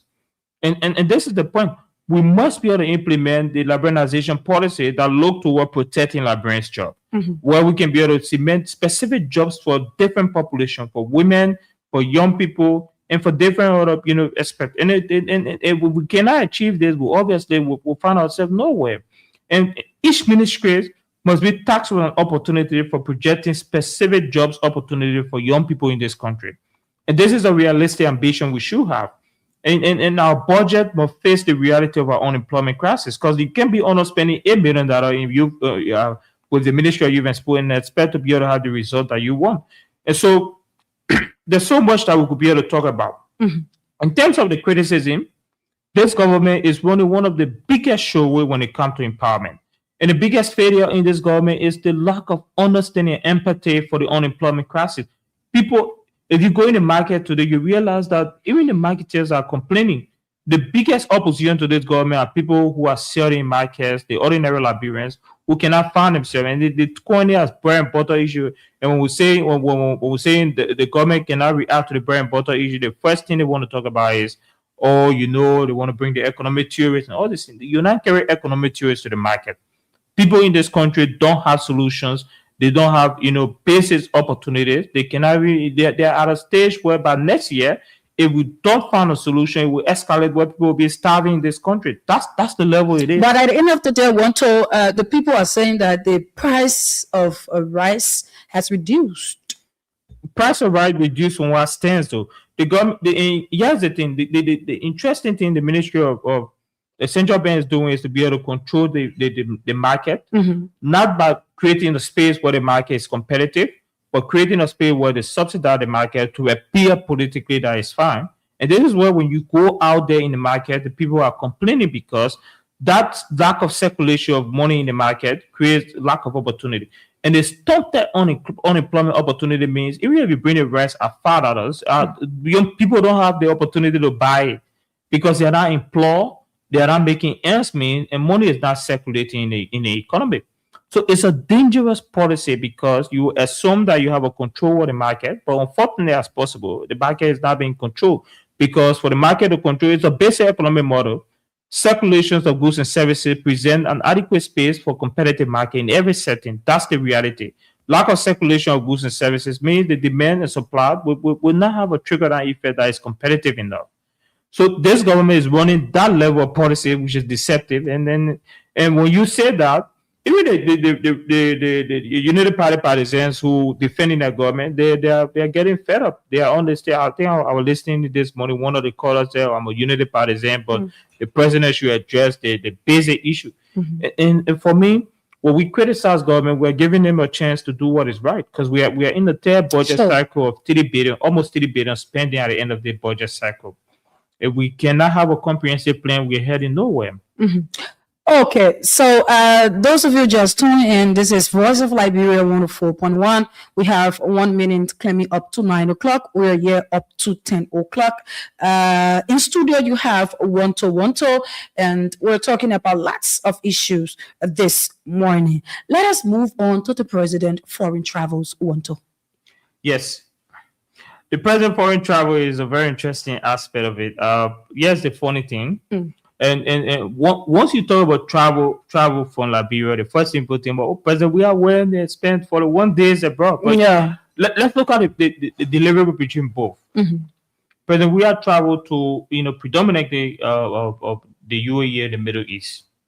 In his travel to the Middle East, he came back to Liberia with 100 bedroom hospitals. Today, we'll keep pointing at our hospital because that is an unparalleled accomplishment to build a hospital, not one, two. You are putting military hospital and the Emirate hospital, and then we have multiple hospitals that are being built. His travel brought that. Today, we have recreational centers across Liberia. It came through his travel. In fact, you can go today. In fact, the government is utilizing a recreation center, and funny as it is, when that center was being built, they say, "Oh, this is terrible. It's in the 21st century. That's not the kind of model of development you want." West Point, you got one to West Point, you got one to PHP, you got one where I think somewhere around FE. These recreational centers came because of president. We have traveled, and you cannot. In almost 3 years of a budget cycle and numerous travel from the president, you cannot be able to. No way possible you can be able to counter argue this development. But the funny thing is the hypocrisy in the president travel. The president criticized President Weah for traveling on private jets. In fact, President Barker is the most frequent traveler in private jet ever in our history. Somebody said we should name him Joe the Traveler. Oh yeah, he travels frequently as possible, but he just doesn't travel. He travels in style. The last time the president went to Ghana, just for a friend's birthday, he literally used a private jet to travel to Ghana for the friend's birthday. And sometimes people say, oh yeah, the president must travel on essential things. I don't think the birthday of a friend is an essential thing, but this is the president. This is a sophisticated government that criticized every travel president we have had in this country and said that this travel was for fun and loose, but he came back with tangible. So let's look at the tangible and compare both. You travel as much as possible. And funny as it is, some of the places that we have traveled is where President Barker is traveling. He traveled to the same UAE, he traveled to the same Qatar, he traveled to Canada. And here's the thing: the president traveled to China and overinflated the support that Chinese gave him and refused to allow us know that the money was in Chinese yen, which he said that the Chinese book gave him around about 60 some more 100 million. In converting it from Chinese yen or whatever the currency is, it would rather be around $12 million. That was what, and that's I did a whole article on the hypocrisy of the president from travel to different level of communicating in output. But that's where we are currently with the government. So the government is traveling as much as possible. Maybe after the call, maybe January 1st, the president will be in the jet again. But then the president went to the U.S. He saw the U.S. president and they had a conversation. And we were getting news that there's something that might come out of his travel to the U.S. Yeah, I mean, the funny thing is that but then at the time, the former president, went to the U.S. I think he and the president, they witnessed football game together. And that's the funny thing. The U.S. is a very interesting part. I think, in my fair criticism, credit to the Minister of Foreign Affairs, she's doing an incredible job. Exactly. When we talk about what the U.S. is currently is a transnational, diplomacy process. The president had a phone call with President Trump that was being celebrated, and I posted and I said a phone call with President Trump will not put food on the table because people are concerned over the outcome of these travels. People are concerned. The president met Trump along with three African presidents. He came back with beautiful English, and we primarily will be asking what's the outcome of these numerous travel. I mean, it's credit to what is being done with the Ministry of Foreign Affairs on the relationship with the U.S. But Librarians are speaking more about how do we translate these things to the bread and butter issue. That's the conversation we're having as much as the basic needs of people that cannot find food to eat. How do we offset the growing unemployment crisis that this government, came boasting to be sophisticated to find a solution for it? How do we ensure we have really a realistic policy model that we are going into almost 6 years and you implemented a policy that you haven't implemented 1% of the policy, and the government whole arrest agenda also says that they were going to be able to ensure that they tackle corruption. Corruption in this country is hypocrisy in every manner of possibility, because when you look at it, the model we have, we have zero prosecution for the government on corruption. And that's where we were landing on public accountability and transparency. Very interesting. The U.S. State Department also did a report and said accountability and public financing in this government is terrible. That's a report from the U.S. State Department. And all I haven't even gone to the international report on this government. It's the worst you could think about. Whether from regional international report or international scale report, whatever possible. It's the worst you can think about. Even the U.S. State Department report highlighted massive human rights violations under this government. The very government itself, the independent human rights report, highlighted extreme level of violence, human rights abuse, the right brutalizing protesters, which has become the order of the day for the national police. We will get there. So corruption is another fiasco. And the reason why this is a fiasco is because the government promised that they were going to prosecute people. But government officials under this government, they have been given a chance to be able to retire peacefully, despite being under massive corruption. There are so many corruption cases, no outcome for it. But let me say this, right? If I may be correct, okay, I stand to be corrected. Under the CDC regime, you had few individuals who were being accused of corruption, allegation, and some of these individuals, they served for the 6 consecutive years. Now, as compared to the Bouakas regime, when an individual is being accused of corruption, the first and foremost thing that the president will do is to dismiss that person. Yep. Unlike the WIA regime, we did that to few individuals, but we cannot compare that to what President Bouaga is doing. President Bouaga has dismissed a lot of individuals under his regime. Yeah, but the fundamental pillar of fighting of creating a rigorous anti-corruption stance is to have a persecution. What we're seeing here in almost 2 years, no major persecution. Nearly 2 years, because we're in December. But somebody will say, "But what I said, your government at the end of the day, the CDC government, I should not say the CDC government have people who are there and they stay there for 6 years. At least this man is putting people down, and they're no longer working. Who knows? At times go by, maybe persecution could come in." It's a very interesting question. Could you name me anyone in CDC who were caught in corruption and stayed there for 6 years? There were corruption allegations. Okay, but that's the point, though. I did not say caught in corruption. All right, the corruption allegation. Could you know specific individual with corruption allegation that stay in government for 6 years? Under the CDC.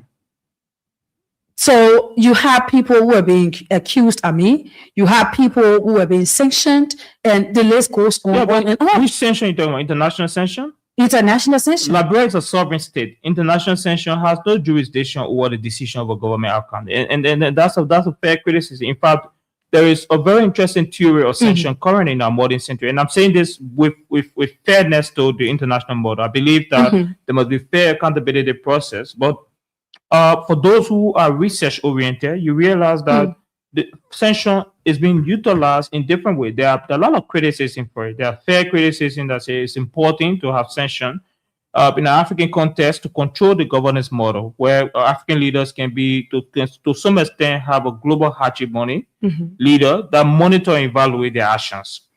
From the international perspective, where countries have equal and competitive political power and authority, they describe sanction as a political tool.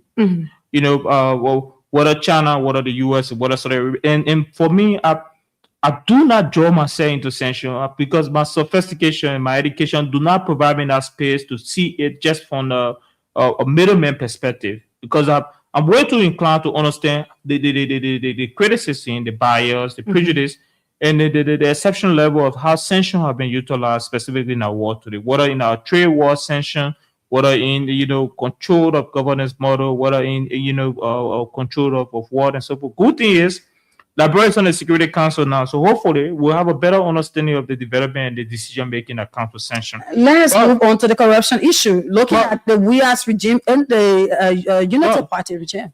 It's a fair criticism. The reason I asked you, I wasn't asking you to put you on the spot, but I'm very excited if there's individuals on the WIA regime that you know of that was caught in corruption, not just accusation. I'm saying there were allegations too. Yeah, so this individual, apart from sanction, because sanction is an international political tool that could be used. I don't think any country must make an inherent decision based on the basis of sanction. That's my view, and I stand by it because there must be tangible evidence that justify. If a sanction is done internationally by the US, and the US is able to provide a government all of the sophisticated evidence that can be able to pursue in the legal trial, that's how it should be done. Because even the ICC today, it cannot even operate in the jurisdiction of some places. The ICC right now is on an international prop that investigator cannot go on specific. So as an African, speaking as an African and Liberian, there is an inherent hypocrisy with international rules and laws. Okay. And that's why I don't want to be able to go there, because we'll have a whole lecture conversation on the hypocrisy of international laws.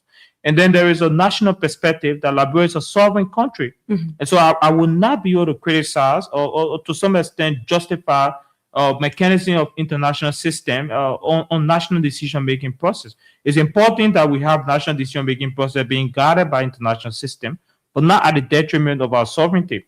So I will be honest to talk about our national laws. Okay. If there are individuals in our country under the CDC that specifically according allegation of corruption will criticize it, if there evidence for it, I'll be happy to know the names. And and part of the situation is I do not think CDC was to have flaws. Okay. And I've said it all the time.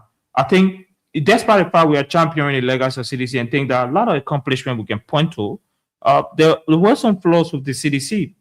And the new CDC, which is the prepared CDCs for 2029 and 2030, like governance system, will come with a desire to bring a holistic change in this country. The world will present a counter-comprehensive policy to the rest agenda that is realistic, that is achievable, and that is fair, and that is local context in a way that fit the context and ideology of what we intend to see in Liberia. But that's not only it. The new CDC that we are championing for will embrace Liberians from all walks of life.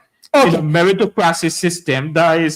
So when we're getting at the end of the discussion, we're going to talk about the new CDC. Okay, we will talk about the new CDC in time to come. But let us look at accountability, transparency, and corruption under Bwaka's leadership. There is a lot of other report under this model with follow up and investigation. In fact, the LCC is a very interesting case under this government. The first thing that we think about is the government.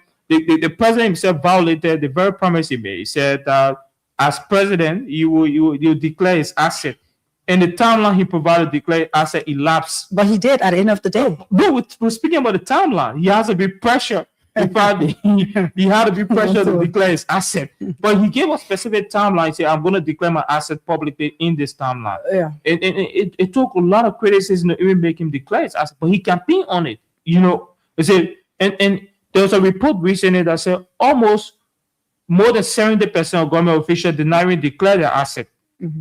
Government officials and the asset declaration is supposed to be done upon entering the office. That's how it should be. But these are the guys, the sophisticated guys who came with declaring or championing accountability and ensuring that there is a fair process in there. But they are afraid to declare the asset. So the question is, are they coming into government with mentality? I mean, because the asset declaration will guide people to know how many wealth you gain in government. Yeah. And, you know, even how much you got there with, and how much you're leaving with, and all of that. Yeah. Funny I said, we know some people who came into government, we knew what their state, with their entire state were before coming to government. In fact, some never even had an employment outside of government. But suddenly they were close to being a billionaire in the asset declaration. Can you name some of them? No, we'll keep it as it is. But people know. They say when you're trying to write, know who it goes to the right person. But there is selective silence on corruption in this country. Okay. Exceptional selective silence on corruption because the government, believe that if you're in the rapport with the government, you are called on allegation, they quietly made you to resign, and that's it. Even partisans don't even speak on their own partisan involving corruption. The Ministry of Labor is a case study. So for almost 2 years, this young man been selling our permit to foreigners fraudulently. Oh yeah, and now. Funny as it is, now the government just found out that he's been selling permit fraudulently just in this December month after spending a long time. While we're crying about unemployment in this country, the very man who is leading the inspection of audit is the one selling it fraudulently. That's the government. That's the Federal government. That the government that should be inspecting fraudulent permit is the very government selling fraudulent permit to foreigners. And then they came out with a press statement saying that we've decided in his release, he's not prosecuted. That's what we call selective silence and a lack of follow-up on prosecution. So he caught in the act, no prosecution, released quietly, and that's it. This is a sophisticated government. Officials accused of misconduct remain in office also. There are a lot of them we can be able to point to that are still in office. One of the ministers that I personally have issue with, based on all of the documents that we have gotten on that person, I'm coming on to it is the same labor ministry. He's one of the corrupt individuals in this government. Yet the president is yet to do something about it. Yeah, and the truth is that they're staying in office. They're enjoying the kind of protection that comes with it, executive protection at the highest peak. Anti-corruption institution is completely weakened by inaction and political stacking. If the anti-corruption come up with their report, your political pundits in the government will come up and say, "Oh, you are attacking a country, you're attacking a whole country." In fact, Senator Dillon faced that criticism when he came out with the idea that the Ministry of Labor is selling our permit to foreigners where Liberians don't have jobs and opportunity. I'm a Dimadian, so I don't even follow that tribalistic sentiment. But they say, "Oh, Senator Dillon is always attacking Nima County." It has no place in honesty and truth. The truth here is that this government promised accountability, but nobody is marching to the court. No prosecution. Accountability is only in paper. There's no evidence of how the government intend to tackle the corruption in this case. Perception of the entire justice system. We don't talk about it a lot. It's terrible.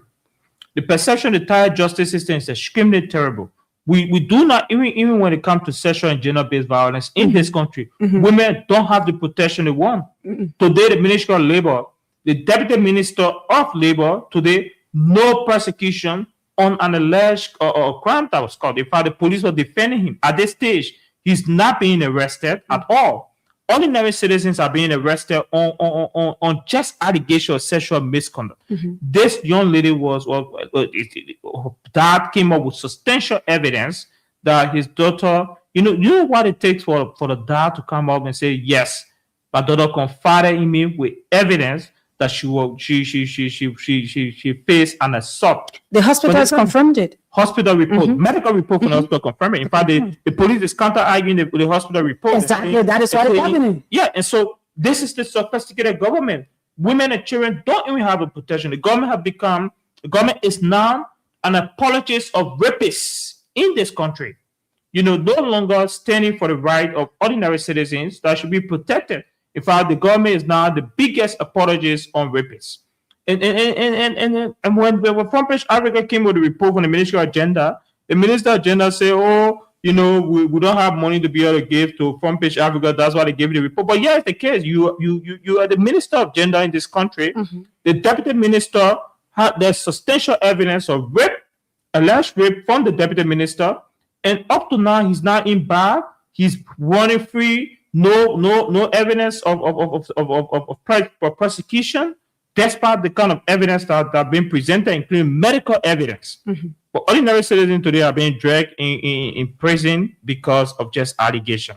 So this is the situation in this country. This is the situation, and there is growing distrust, not only from CDC, but there is growing distrust on corruption. The government goes to tackle corruption, growing distrust between both CDC and unity parties, and even independents in the country. I no longer think the government is capable enough to end persecution in this country. And this is the unfortunate aspect. So in terms of corruption, government is 0 up to 2 years, and now going to 3 years, still 0 in implementing corruption. So all of the dismissal letters that the president is offering, you're saying that it is not enough. There should be persecution. Oh, the dismissal letters, the people that are being dismissed, funny as it is, they are working free. Today we have the inspector from the Ministry of Labor who was caught on air. In fact, the Ministry of Labor said that they themselves investigated and called him, selling fraudulent documentation. He's working free. The only thing to do is to relieve him. He's working free in Liberia. So, and numerous others still absolutely nothing. There were no the car crashes that came out. There was evidence from the LCC. Where's the car boss today? Working free. So this is a situation. This sophisticated government only goal to fighting corruption is when you steal enough, they give you a retirement opportunity to go enjoy the money you steal. But they came with an opportunistic nature because their only goal and objective was they wanted political power. Because most of the officials in government cannot stand the private sector. If you check them out, when the government lost political power and relevance, most of them have no opportunity in the private sector. There are people who are parasitic, whose only dependency is on government. Without government, they have no survival mode, they have no relevance, and then they are state parasites. And it's quite unfortunate, and this is why they're doing everything possible to maintain state power. Okay, now let us move on. Like we said, those of you tune in, this is Voice of Liberia 104.1, and you're listening to the voice of Wanto. Yeah, we're talking a lot of political issue ranging from the past government to this government, and also giving out recommendations as to how the government should go about to settle some things when it relates to the public sector, or the public sector. I'm sorry. Now let us move on to the Liberia National Police. Wanto, using one word, how can you categorize the Liberia National Police under Gregory Commons' watch?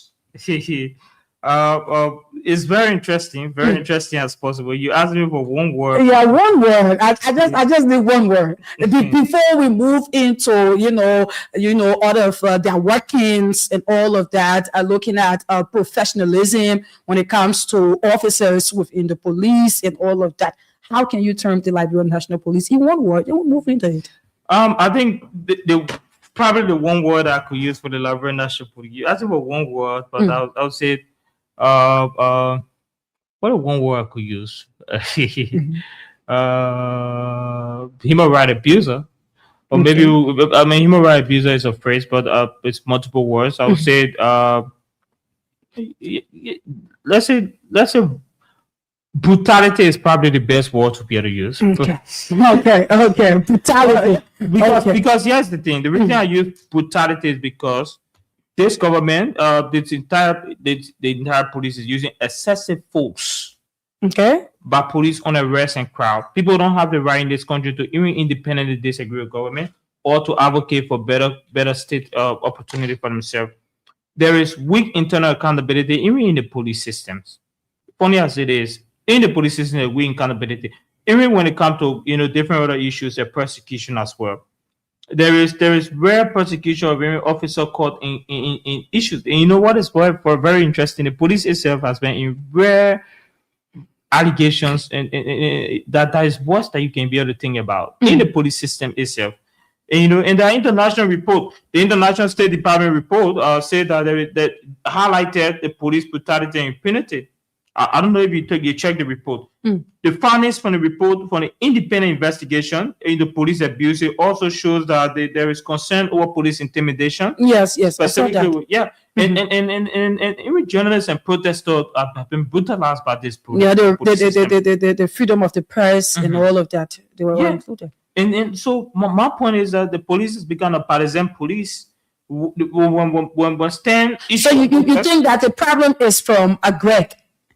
The problem is, of course, the police, and funny as it is, and Harvard graduate. So and this is the reality. In 2026, we'll be documenting individuals who are leading the climb on police brutality. Hopefully, they will also face the tax of being sanctioned as well, because we must document this human rights violation. The first in case, we have substantial evidence already in the U.S. State Department report of police violence. We have a rare case already. Both the independent human rights report in Liberia highlighted immense police intimidation and brutality against peaceful citizens whose only objective is to be able to demonstrate their right and discernment on governance. We also have journalists also being beaten up. There's evidence of even the party chairman, Jangako, who was manhandled because he was out of protest. So this is the situation we have currently, and our only goal is to document the human rights violations so that they can be able to be popular internationally, because you cannot be running a police system that should defend the right of peaceful unharmed citizens into a partisan platform where you want an independent group of people saying we are protesting. The first thing you do is to bring fire truck or hot water. Like, does that make sense in any way possible? That's intimidation. Yeah, intimidation. So who are you defending? Peaceful citizen or the government of Liberia? You bring fire truck, you bring police, you dancing. In fact, funny as it is, the police were the first protest that Stan was organizing. The police were dancing a very, very ironic song. And I posted a video, and they went and then I think they say, "Oh, this is not the police, it's unprofessional." Police were dancing, funny. But I can't say this on air, but those who watch that video know what the police were dancing. But that's the situation. We must aspire for the highest independent professional engagement into policing. Not only the police, but all our law enforcement agencies. We saw the case recently with the Liberian Justice Enforcement Agency. One of the biggest hypocrisy in governance is that because of how much this entire just case in Liberia has been politicized by this very regime. During the campaign, they brought pictures and videos from Sierra Leone, and they were posting it all around and saying, "Oh yeah, Zongo," or all type of just names that they were calling. Zombie, whatever. Yeah, exactly. And they were posting that all across Liberia with an intention to primarily just make it look like the just crisis. In fact, some even say President Buya is directly involved in speaking just in the country. That's the level of hypocrisy. So now, how do you look at the fight against drugs now? The fight against drugs is pure hypocrisy. The fight against drugs is not. Recently, Bucky Roy was caught. Was caught with some marijuana. The police did more than 10 to 20 posts on their page. Bucky, Popular Star now is been taken to court. Popular Star is now taken to the house. We are now in the house of Popular Star, Bucky Roy. The police tend to social media the drug enforcement agencies tend to social media influencer because they want to demonstrate to the labyrinth people that they are working, but that's not the truth. The fight against drugs is not Bucky Roy or a few others that have been caught with marijuana across Liberia who are maybe the most important thing is the network, is the cartel that inherently that there are a lot of criticism that even in the very government, in the very agency itself, there are criticism that they are connected to cartels in their work. Look at that lady that was caught at the airport. At the end of the day, where is she? Nothing, absolutely nothing. And that's the hypocrisy we have currently. That's the hypocrisy. No follow-up, investigation, no prosecution. But they look at individuals who have maybe the kind of clout that they want, and they be walking around. It's very terrible how we've gone in our country. People who profess themselves to be sophisticated enough to demonstrate that level of professionalism are no longer demonstrating that professionalism.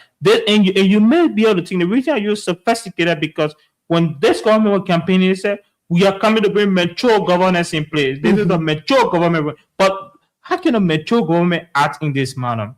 What substantiate the maturity in governance? And the beautiful part, as you say, beautiful part about this drug thing is that it's being holistic, right? Wherein the citizens themselves, they have gotten into it. They want for drugs to be eradicated. But I do not know one to as to if even those who are at the LDA there, as to if they read the drug law that says that those who take in the drug, they are the victims. Majority of the time, we see that the LDA will always make a post on their page going after the victims and all of that. But like you said, what about those who bring in the drug? How is it that the drug is getting into this country? And on a daily basis, you see that there's new drug all around town. It's a hypocrisy that comes with. And at the LDA, there's just from one leader to another leader. Everybody just giving out the job. Nobody want to sit in the seat of the LDA bus. Yeah. So the United Nations and international report that highlight the United Nations Office on Justice and Crime did a comprehensive report on Liberia, and it says Liberia is extremely vulnerable to trafficking due to institutional weakness.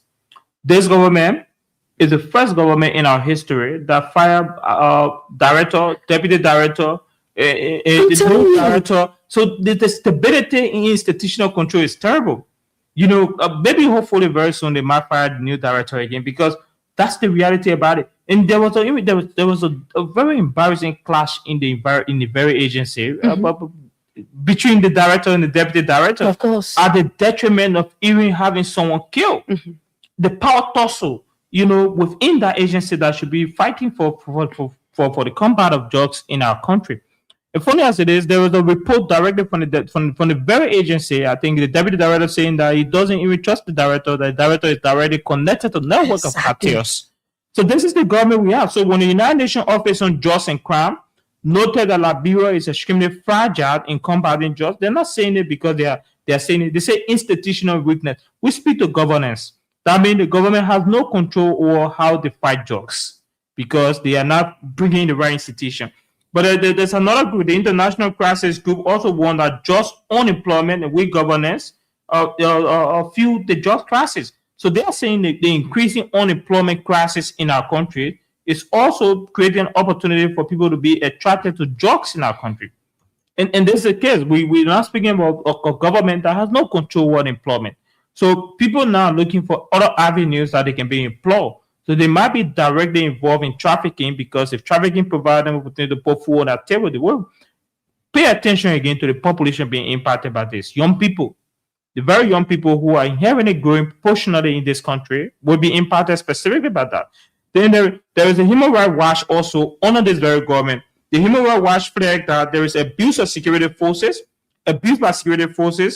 and lack of accountability wasn't trust needed in a just enforcement agency. So the very agency and the security guards who should be leading an impartial fight against the fight for justice are they brutalizing and abusing people just on the basis of implementation. So no visible high-profile just prosecution since this government came about. No high-profile just prosecution. The government came about with a desire to say, yes, we'll combat just. You have no high-profile prosecution. Public anti-just rhetoric continue to grow despite the lack of demonstration will genuinely fight against the growing just impedicracy. Security agencies are being accused of abuse, and I said that earlier. Even the very agency, we have director, deputy director accusing each other of being involved in the network of cartels in this country. But Bucket Roy is now considered the hairlander. But not just Bucket Roy, a few others who give the Joseph Enforcement Agency clout. They posted about 20,000 on their page. Every time when they go lynched, they go cough. We are coughing now with Bucky Roy. Yes, that movie. And that was so disgraceful. When they had the guy in the pickup truck, they don't do that with everybody. That lady that was caught at the airport, they caught that lady with a huge amount of drugs. They did not recall from the airport. They did not recall the handcuff on her hand. Yeah. In all of that. It's terrible. It's terrible. That's where we are currently. This is the sophisticated government. This is the sophisticated government. The government that came with all of the sophistication as possible. And it's very exciting. Very, very exciting. But the bottom line about it is that the liberal just problem will continue to grow under this government. Enforcement remain weak as possible. No solution to image strengthening enforcement. They will politicize it by ensuring that the entrenched PRO grow faster than the actual implementation process. And the accountability process will also increase as possible, exactly as the international report is being highlighted. Okay, shortly we will move to the phone lines because we have a few more minutes coming up to our closing time. But just before we go to the phone lines, let us be able to have a conversation on this, right? The reason why I'm taking my time to say this is because it's one of the things that the president will always talk about. Even in the State of the Nation address that is to come this January, you will hear the president speak about it. Everywhere the president will go, he will talk about the rule of law. The rule of law. The rule of law. What's your take on the rule of law in our country? Looking at it from the judicial system, all of what has transpired, the speaker election, all of it. Let's look at the rule of law in general. Because it is one of the president's biggest thing that he will always talk about. It's very interesting. And the funny thing as it is that the MCC compact also flagged the lack of respect for rule of law. Okay. So it's not just the flamboyancy in the rule of law is very interesting. One is the president is the biggest proponent violator of the rule of law. He's blatantly violated, whether intentionally, whether unintentionally, I don't know about it, but when we have the selective enforcement of law enforcement officer on field policing, which is a demonstration of selective implementation of the rule of law. But you want to come out to the camera a little? Oh, far from the camera? Yeah, okay. All right. The FOIA project is another aspect of that entire conversation, the rule of law. So in the FOIA project, for instance, the president violated the PFM. The microphone, you want to twist it a little, please. So yes, you're not far, just that. Okay. Oh, it's better now? Yeah, better. Oh, cool. Better. Cool. So the president, the FOIA project is another example of it. What we're seeing with the FOIA project is the violation of the very rule of law that we campaign for. One instance is the president violated both the PFM Act and even the Constitution in the FOIA project.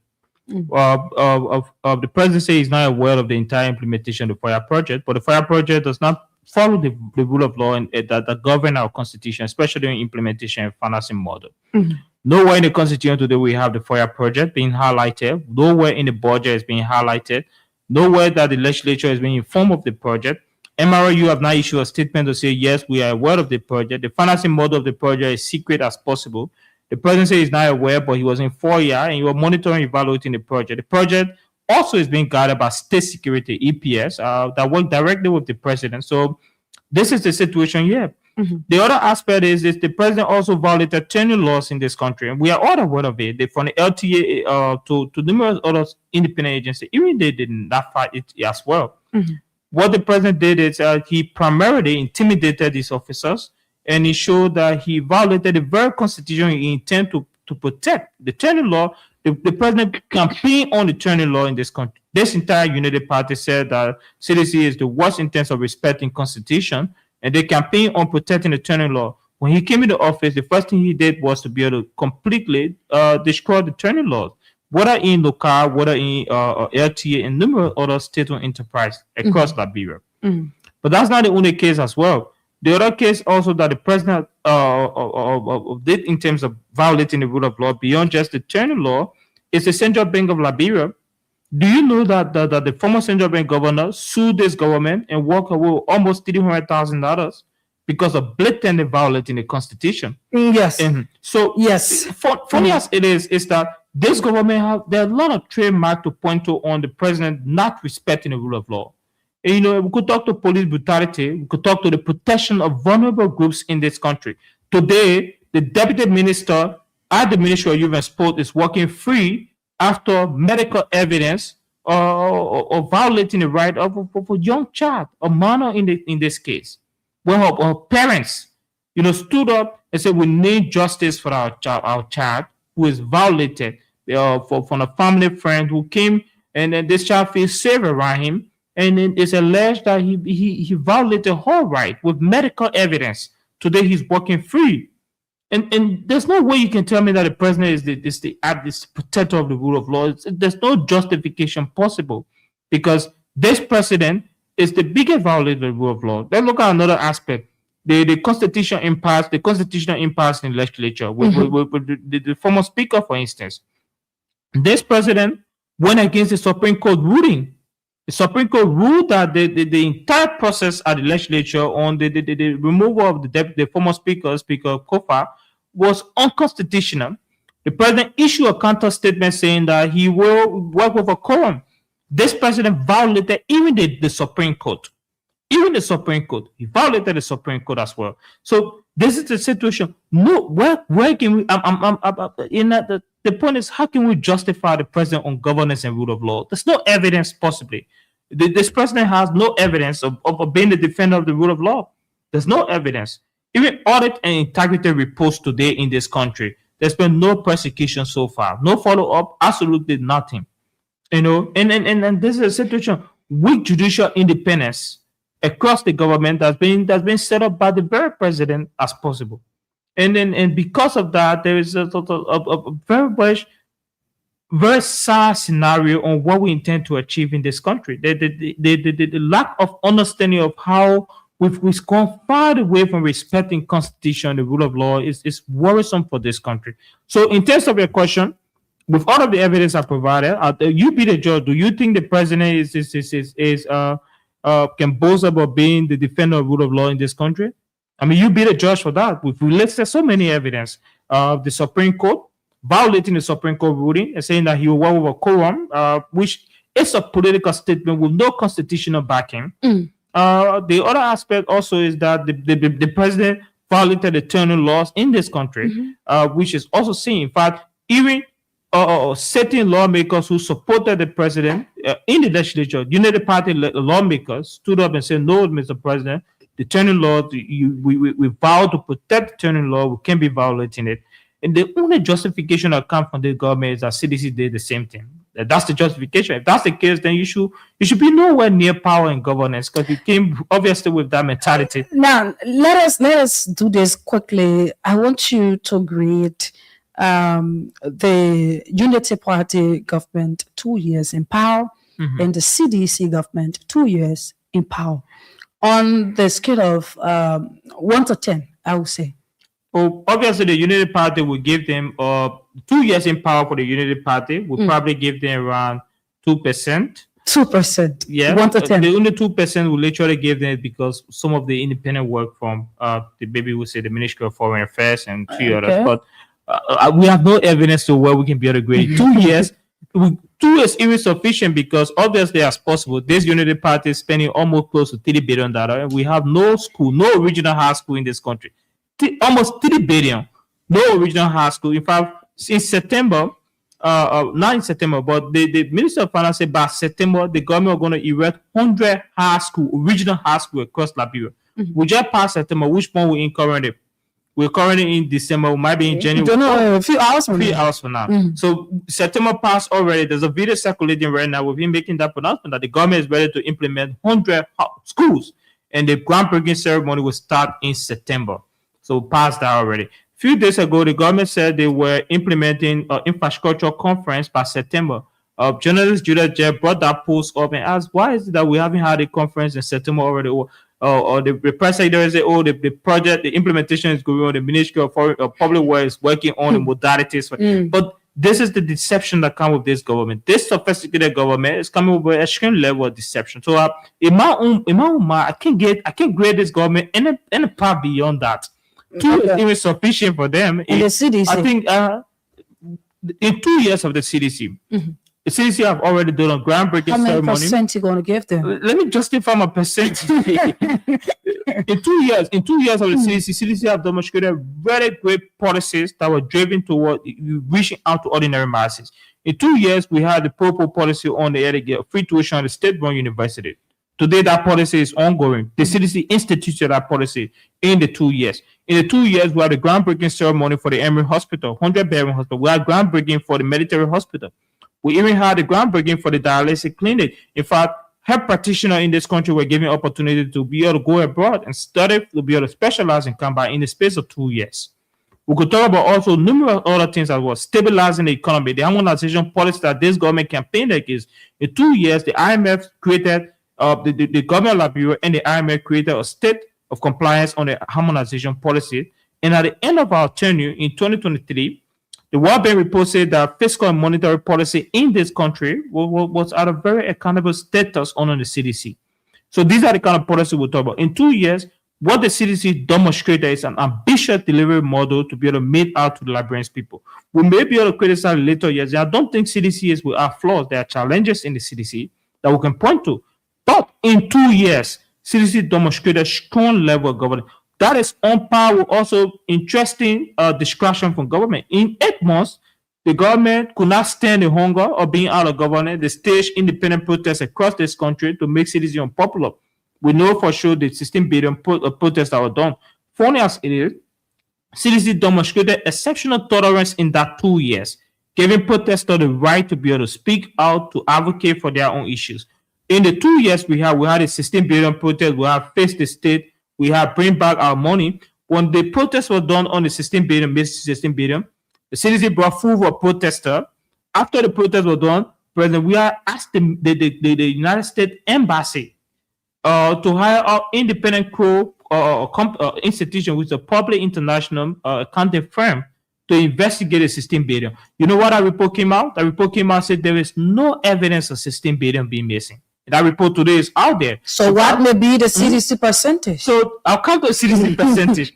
So the U.S. Embassy posted that report and said there is no evidence from independent crew investigators, no evidence of 16 billion being missing, but there were protests from this government being sponsored by the very Unity Party and the rest of the other opposition asking for the step down campaign on 16 billion. So that's how they manufacture lies and misconception in the public. So in 2 years, I graded CDC 7%. And that's the honest grading I can give the city because it demonstrated ambitious plans for Liberia. It demonstrated tolerance in governance, and it demonstrated, readiness. Most of the plan erected in the 2 years that we have with CDC is still ongoing. The free tuition policy is still ongoing in the 2 years erected by CDC. The 14 military hospital built under the CDC. The Emory Hospital was built under the CDC in that 2 years. That's how governance should be. Governance should be ambitious. Unfortunately, this government, the biggest infrastructure project we have right now is building a retirement home for President Bouaka in Foya. And based on that, do you think that with the remaining years that we have, because time really runs, right? For few time from now, you'll hear that we're already in 2028, approaching 2029. So do you think that the few years that this government have, they can be able to start their own project from a ground level, go through the MOU, do all of the documentation, and then be able to kickstart their project before election? Because majority of the projects that you have going on, that you have going on, it was something that was initiated from the CDC. The government should be thankful that we are on their back, providing them the space where they are, because right now there's zero infrastructure project from the government. In almost 3 years budget cycle, zero infrastructure project. So we hope for the best. We're Liberians. We're proud. We want development to be in this country. We pray that they should do. But honestly, I just told you about the arrest agenda and the financing model of the arrest agenda. The 1.2 billion budget we have currently, the next budget cycle will be declining because the 1.2 billion budget is a one offshore budget that comes from Ashara Meta, which is around 200 million. So next year, Ashara Meta will not be providing that signature bonus to Liberia. So then the budget will decline at a lower level. Last year, the Revenue Authority highlighted that there was budget shortfall around $22 to some million dollars that was being declining from the Revenue Authority. In fact, in next year, there may be a decline as well. Interestingly as possible, state-owned enterprises in this country are saying they are not capacitated to contribute to the budget anymore. The NUCAR, the LPRC and that of MPA are saying they are not contributing to the budget anymore. So we are not sure even the state-owned enterprise will contribute. So we hope they can implement. I can't predict what's happening because we are in almost 3-year budget cycle, and it's very unfortunate that in almost 3-year budget cycle, we can't get an original infrastructure project from the sophisticated government. Okay. With that being said, we move to the phone lines. The voice you're hearing in the studio here is that of Wonto. You have listened. Probably you have a question to ask or you have a point to make. You can contact these numbers. For those of you in the counters, you call us on 0773 419502 0773 419502. Those of you in the counters, Lone Star subscribers, you join us on 0555 184711 0555 184711. For Lone Star and Orange subscribers in Monrovia, you contact us on 0773 978 564 0773 978 564 0880 907 907 0880 907 907. We have 12 minutes coming up to our closing time. Let us use the 12 minutes to entertain calls. This person, good morning. Good morning. I'm okay. Yanima, where do you join us from? This is area Toba speaking from the borough of Kutown. Okay. Oh, let me salute 212. Good morning, too. Good morning. A pleasure. Letter of what else explanation you want?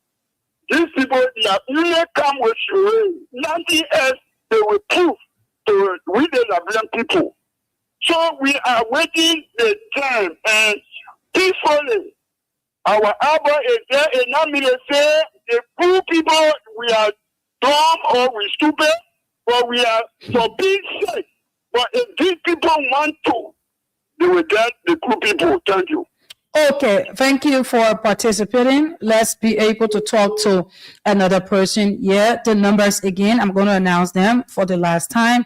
The numbers are 0773 419502. Those of you in the counters, 0773 419502 0555 184711. Those of you in the counters, these are the numbers to join us on. Good morning.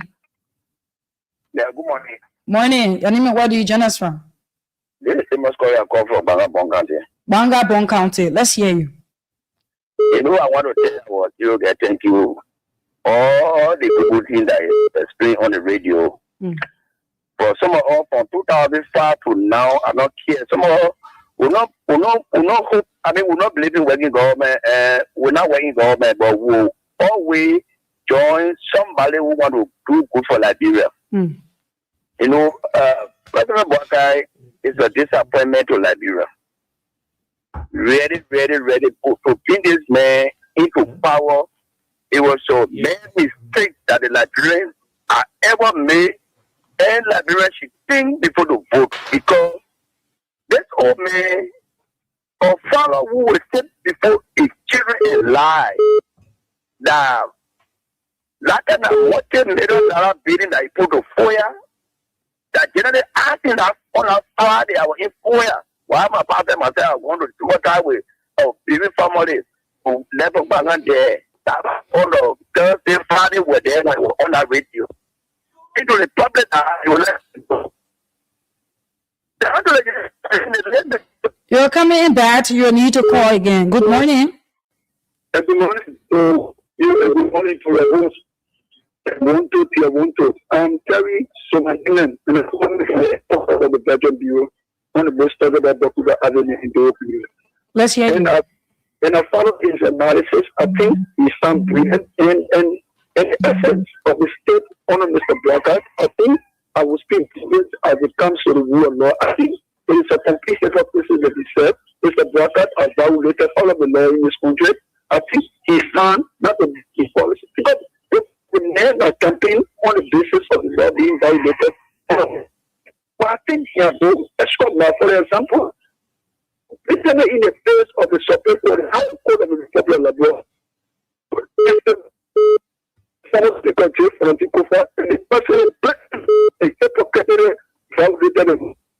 Okay, thank you. This person, good morning.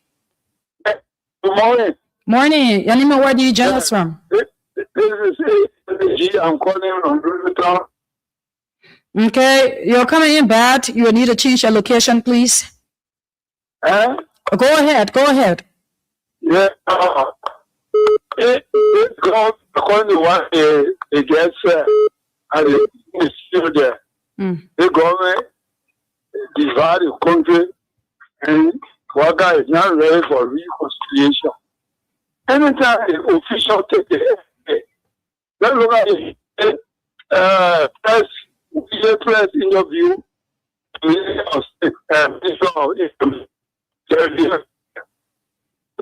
took the air with the Liberian Bureau about the government. So he started wearing the crown of President. All right. The President says Sunday. So some of you will need to change your location and then you'll be able to participate, okay? Because once you're breaking, we will not keep you on the line.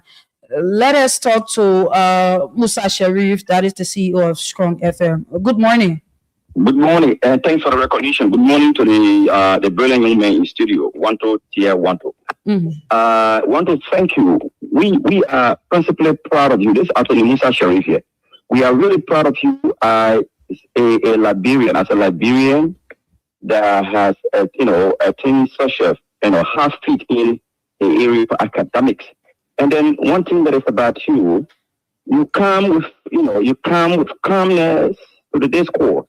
You have introduced some level of respect when it comes to political discussion in Liberia. You have managed to balance the ball where when people discussing with vigor, they respect the usual political insults. You always bring people, especially this phone network. I follow you. But every time you go there, you restore calm. So everything you said this morning about the system and the governing system of Liberia, I'm with you. I align with them. Okay. The UP government has to do more, more than, other than comparing with the CDC government all of the time. That's not what they elected them for. They said the CDC government was faulty. They have solutions. And then when you are humble, do what is appropriate. That's all for you. Thank you. Good morning. Yeah, good morning. I'm Peter David Castle. I call from under the street light in Lower Johnsonville. Let me see. And I had to, and we have to for his excellent and deliberation. And you see, I just want to speak on the two issues, the police brutality that he had, like that is a particular issue that affecting negatively the Liberian society on the international scene. Gogol Kuma has really turned the country into a rebel and a state, not just a state, but a rebel state. That's what today the government is experiencing a donor fatigue. The president traveled more than 30 times. We cannot have any international existence, no investment coming into the country, and these things are happening because of Gogol Kuma and a decimal performance and the way you portray the police. And lastly, to the issue of the press arrest. Let me tell you, Samira, you are a female. You go to the market. we have 2 years. That was taking equivalent to 1,950 LD. 1,950 LD. On our Joseph Walker, we are buying back of rest up to 3,000. Thank you. Thank you, my brother. Good morning. Yeah, good morning, Samira. My name is Jim S. Walla, calling from Grand Bassa this morning. Grand Bassa County, go ahead. Let me say thanks to my brother Wanto this morning. You know, I just want to tell him to continue on the updates with like when people. Because if we are discussing the 2 years, we will also add the two community rule in our 2 years. So I want to say thank you Wanto this morning for the discussion. Let me continue good work. Oh, okay. Thank you for participating. We take 2 more persons and then we wrap up here because we have 4 minutes coming up to our closing time. So those of you on road that did not announce your numbers for the second time, 0773-978-564, 0880-907-907. Good morning. Good morning. Morning. My name is Okay.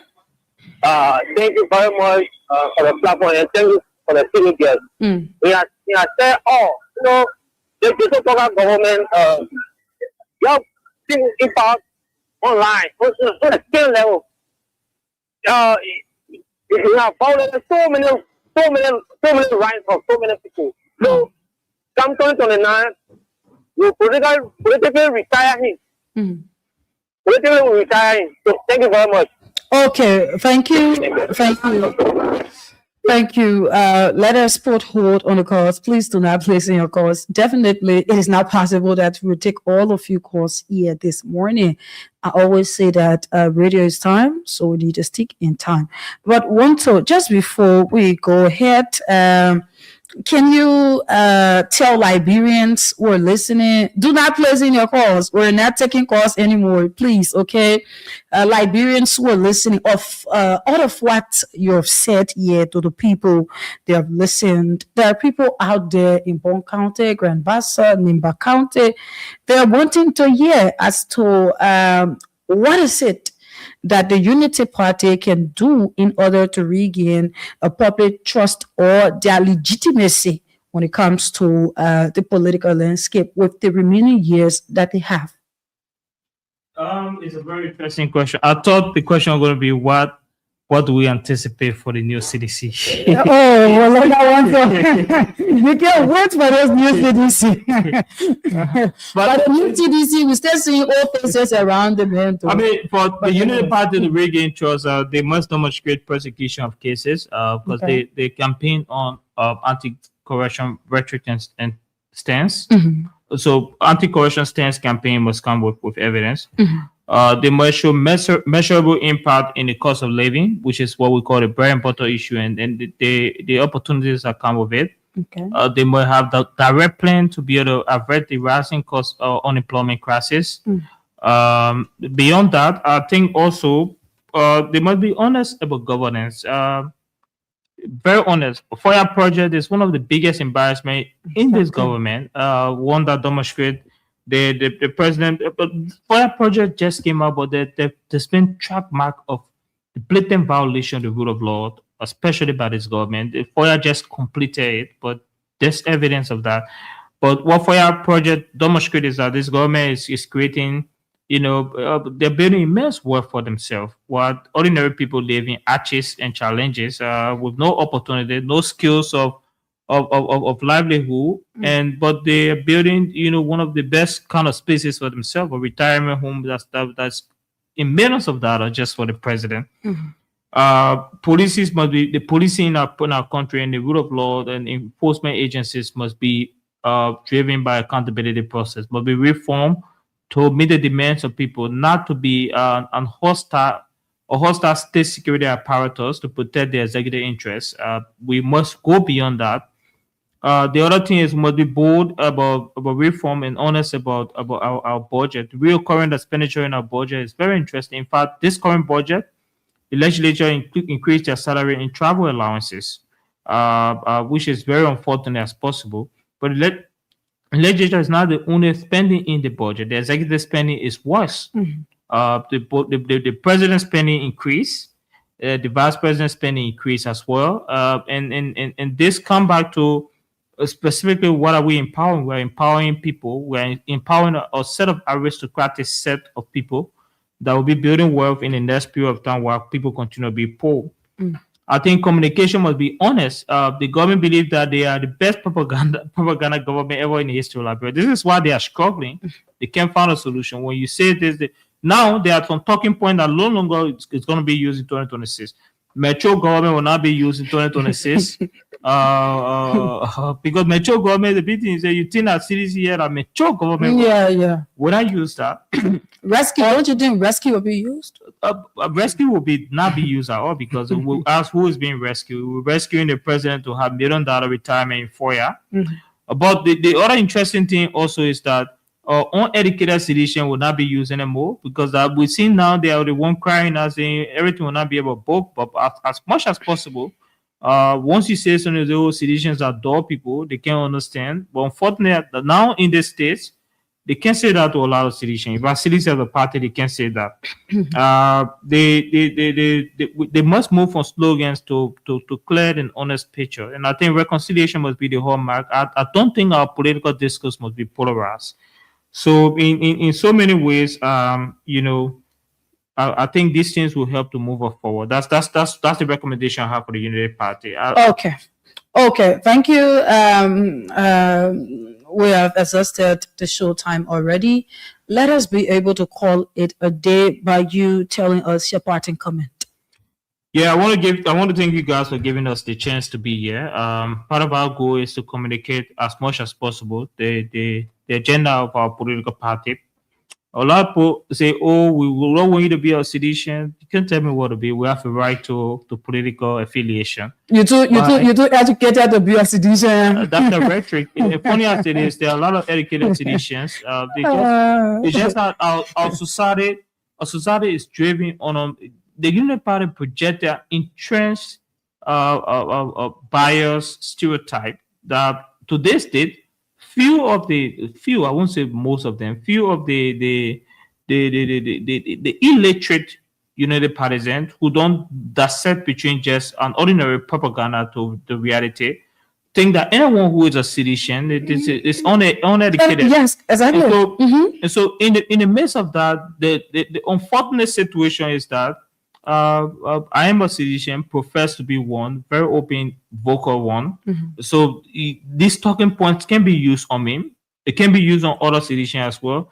So that's the unfortunate situation. So in that land of frustration that you cannot use uneducated on me, the only thing that they can use now is to say, "Oh, the man is not patriotic." But you can use patriotism on me because I never went to school on public funding. I've never worked in government. I have no interest in working under the current government. I'm employed and I'm satisfied and content about it. So it's a very unfortunate situation for the Unity Party, and that's the unfortunate situation.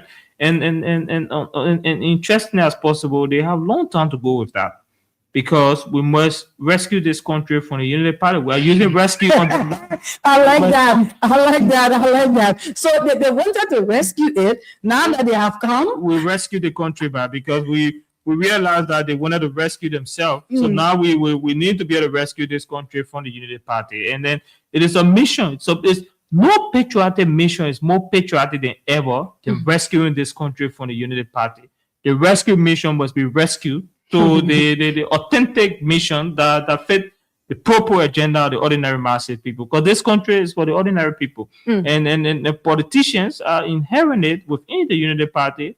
Only goal was to rescue themselves. And that goal now is at the detriment of true and honest progress we need in this country. But thank you so much for having me. This has been really amazing. 2 hours go so fast. Incredible job with very tough talking questions, and I really appreciate the time being here also. And the studio is so nice too as well. Okay, microphone is exceptional. You guys are doing an incredible job. Okay. Thank you. Thank you. You just listened to Wonto, and it is unfortunate that those who came to rescue, according to him, they will be rescued. Okay, that is so unfortunate. But this is how we come to an end of this broadcast. My name is Samira One Life, and of course, I have been here since 7 this morning. The next time you go on to hear me on this radio will be on Seku's birthday. That is on Monday. Next Monday is Seku's birthday, though. So let me say happy pre-birthday to my partner. Okay, so Monday morning we will be here with Good Morning Liberia. And also you might hear us on this Saturday and Sunday because Counter Meet will be playing. Have yourself a pleasant Wednesday. Happy New Year's.